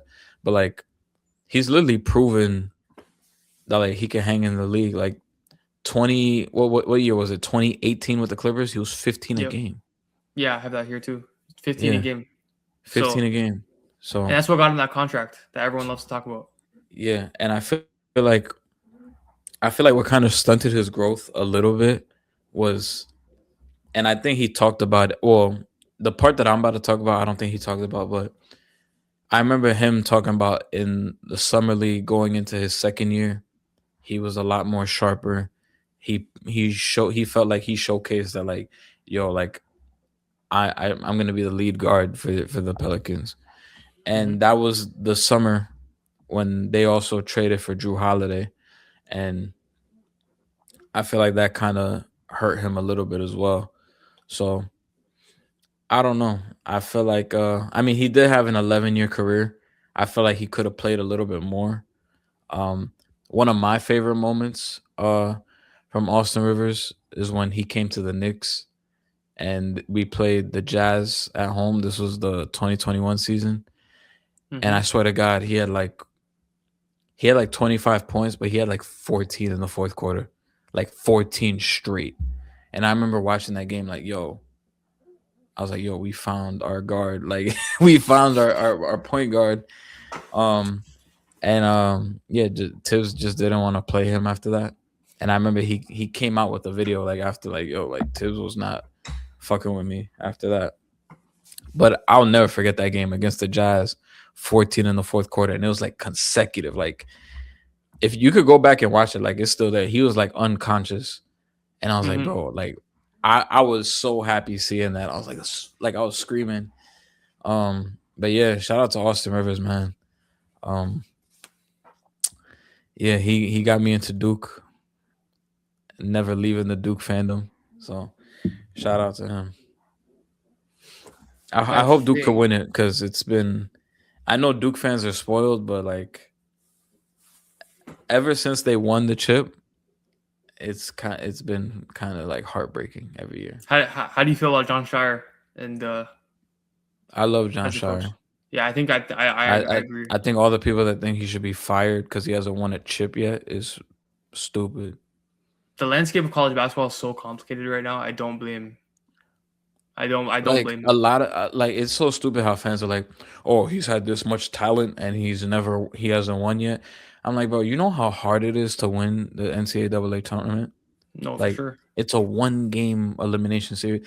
Like, bro, if it was a 7 game series or a 5 game series, Duke would literally win like every year. Mhm. But it's a one game, anything can happen.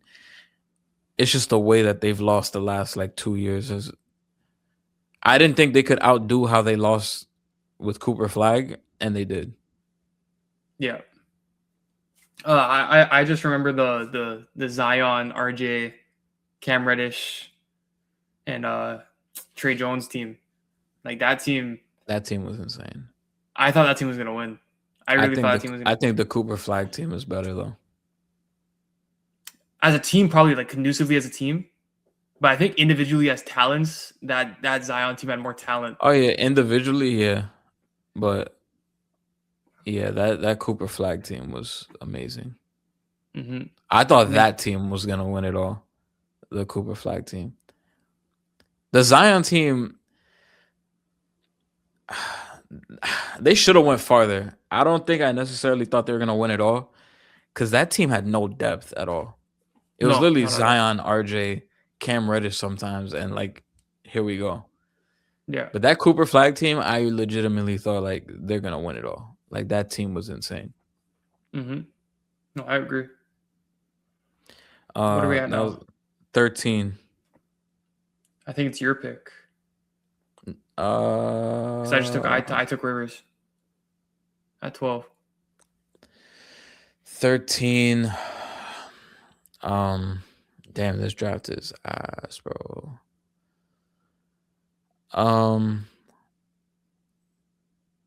I guess I'm gonna go with. I don't think this dude got drafted, but I'm gonna go with Kent Bazemore. That's exactly who I have. Originally undrafted. Yeah, I'm going with Kent Bazemore. Kent Bazemore, he was solid, man. He was solid, a pretty solid player. Me and him have the same birthday. It was cool, but yeah, I mean, the only thing I remember about him. Nah, I'm guessing it. Nah, he was solid. He was really solid. I was about to like diminish him, but the one every time I think of Kent Bazemore, I just think of that clip of when I think they're about to play the Cavs and they had him mic'd up and he's singing, and he's like, "I can feel it," and then somebody put a clip of LeBron. It was like dun, dun, dun, dun, dun, and it's just LeBron just dunking all over the Hawks and LeBron killing them. I think that might have been the same series where LeBron like. He literally had a dunk and he's just like screaming, and they went to a commercial and they were just playing that. So I literally just every time I think of Kent Bazemore, I just think of LeBron destroying the Hawks. But yeah, he was solid role player though. No, very solid. Like when he was on the Hawks from 2015 to 2019, he averaged double-digit points for 4 straight seasons, which is not a lot of guys in the NBA can say. Especially as an undrafted player, like just coming out with that edge. I remember him in Golden State. I remember him with the Lakers. Like I remember he ended up like moving around a lot, but he's a very solid role player, lefty. Like it was just a very solid guy that if again trade deadline came around or a buyout situation came around and you saw Kent Bazemore out in free agency come out the buyout deadline, you were like, okay, we're gonna look at Kent Bazemore.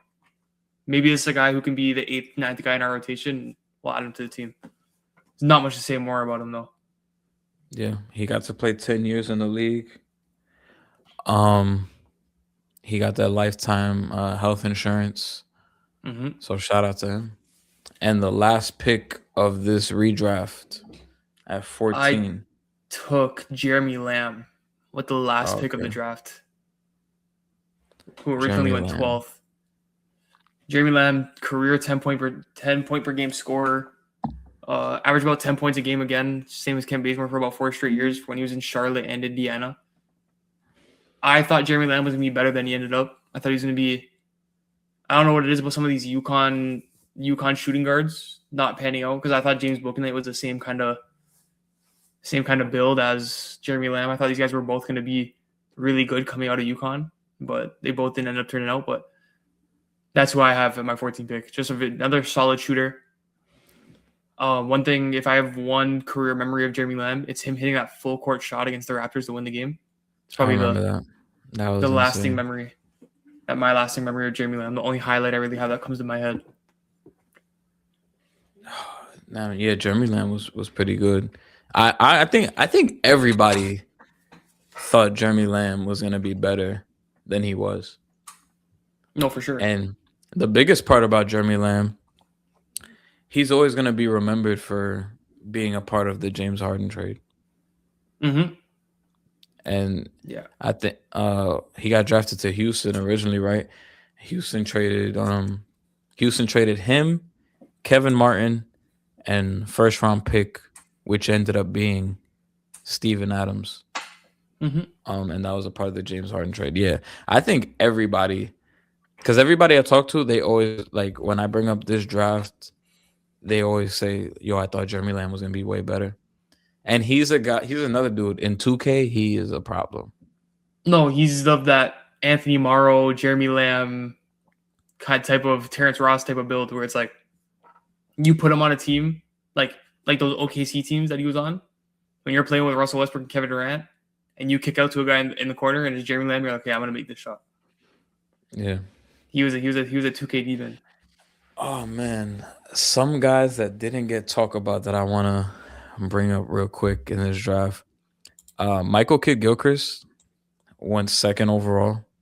Broken Shout out jumper. to him. Broken jumper. Went to high school in Jersey. Yeah, I mean, he was a pretty impressive defensive player in college, a little bit in the NBA. It's just that the jumper, man, like he just never got that. And it's a shame because I think he could have been a pretty good player, and he just never got that jump shot. That picture of his jump shot is literally insane. I don't know how they got that to go. He only played 8 years in the NBA. Yeah. Someone else I want to talk about that also only played 8 years in the NBA is Dion Waiters. That's another guy I was thinking about taking him at 14. I'm like, just being biased. Just so you can bring him up in conversation. Just so I can bring him up, yeah. Yeah, I don't know. Dion Waiters, like my favorite memory of Dion Waiters was in the rookie and sophomore game. Was it him and why am I forgetting? Tim Hardaway Jr. Him and Tim Hardaway Jr. going back and forth. Three ball. Like that was just so fun to watch as an NBA fan. Like I actually vividly remember watching that sophomore game. So, and Tim Hardaway is just I thought he was gonna be better too. I love Dion Waiters. I have so much respect for Dion Waiters coming out of Syracuse. He was the sixth man in the ACC. Like I think he was sixth man of the year. And off rip, like rookie year, 15 a game. Second year, 16 a game. I think my favorite Dion Waiters moment is when he hit that game winner against the Warriors when he was with the Heat, and he was like, "Yep." But yeah, he is definitely like one of the better bucket getters, underrated bucket getters in the league. And I remember him on this 2016 OKC. He had some moments for them in the playoffs. No, for sure, hitting some big shots, and it's an NBA champion. NBA champion with the Lakers, champ cheese. I got to give a lot of respect to Dion Waiters. He will always be I feel like he's always going to be like a cult legend. Dion Waiters. Some other guys. Royce White. Yeah. Guy's going viral for all the wrong reasons right now, but yeah. I remember he was like too afraid to get on planes. Yeah, he didn't end up playing any time in the NBA. He only played 3 games in the NBA. Yeah, so they were probably all home games. I don't think he played a single minute though in the NBA. I remember hearing someone say that. I don't think he did. All right, he played 3 games, 56 seconds, 49 seconds, and then 7 minutes. Yeah, so. And he never scored. I remember he was the 16th pick in the draft. I remember that shit. But he was a problem in college though. Terrence Jones is in this draft too. Yes, Terrence Jones. Mo Harkless. Shout out to Mo Harkless. He went to St. John's. I thought he was gonna be a little bit better than he was. Andrew Nicholson. I'll never forget when Draymond violated him. He was like, Andrew Nicholson got picked over me. He fucking sucks. That's Canadian, so I can't talk down on him. He's one of our Canadians. Jared Sullinger, solid. Jared Sullinger only played 5 years in the league. That's crazy. It was as soon as he got traded from Boston, he came to Toronto. And he got 11 games in Toronto. He got hurt in Toronto, and then after that, like he just never recovered. He went to China. I remember we were excited about it too. Like we were like, oh, we got Jared Sullinger. Like we have a good player coming to us, and it just never worked out. Fab Melo, rest in peace, Fab Melo. Marquise Teague, Festus Ezeli, Tony Roten, he had one of the nastiest sham gods at a pro-am. You could probably find it on Baller's Life. Jared Cunningham, I remember him in 2K13 on the Cavs. Bro, this dude always won the dunk contest in 2K13. Mhm. Whenever you played my league and you sim to All-Star Weekend, he was always in the dunk contest and he always won. Tyler Zeller. I remember Kendall Marshall. They were trying to hype him up to be the next Steve Nash. He has some solid moments on the Lakers. He wasn't bad, but You got Miles Plumlee. Miles Plumlee, he was solid. John Oh, the Henson, last pick in this draft is Laker legend Robert Sacre. Yep. Laker legend. Yeah, shout out to Robert Sacre. Oh, my Tyshawn Taylor from Jersey. Shout out to him. He played for the Nets. Yeah. Tomas Satoransky. It's not a bad name either. Yeah. Oh, my guy. Quincy AC was in this draft. I was thinking more Quincy Miller. I don't know if you ever played that team with the Pelicans with Quincy Miller on it. Yeah, he's another one of Quincy those Miller. guys. Oh yeah, he was Quincy like, AC. yeah, but shout out to Quincy fucking AC, bro. That was my guy. Yeah, he played with the Raptors. But I remember him on the Knicks. I'll never forget Christmas Day. He got into it with John Wall, and they started throwing punches. I don't know if you've seen him online, the Quincy AC edits. Yes. Of his dunks, just him being a complete menace. Kyle O'Quinn was in this draft. Mike Scott. Did we mention Thomas Robinson? I don't think so. Shout out to Thomas Robinson, man. I don't blame the Kings for picking him because he was the second best player in college basketball that year at Kansas, right behind Anthony Davis. And I think we're fucked. Like, Sacramento literally gave up on him his rookie year. 51 games into the season, they just traded him.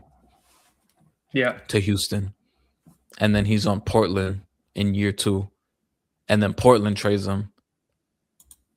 So. Yo, you also have Mo Harkless in this draft. You know what? This draft, I brought him up too.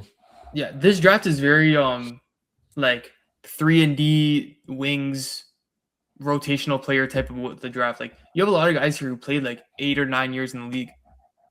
Yeah. There's 15 players in this draft that played over 10 years in the league, which I don't think you usually see that often. I mean, all right. That's literally everybody in this draft. Just to read off the finished version of how we drafted. So the redraft went, for our redraft, we went Anthony Davis 1, Damian Lillard 2, Draymond Green 3.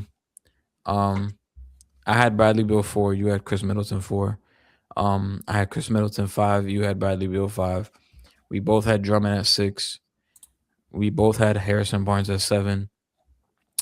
You had Evan Fournier at 8, right? Yeah, Evan Fournier at 8. I had Jay Crowder at 8. I think we both had Terrence. No, I had. You had Fournier at 9. I had Fournier at 9, and then I had Terrence Ross at 10, and then Will Barton at 11. We both had Austin Rivers at 12. We both had Kent Bazemore at 13, and we both had Jeremy Lamb at 14. So, worst draft than I remember. But we'll see. At least it's not 2013.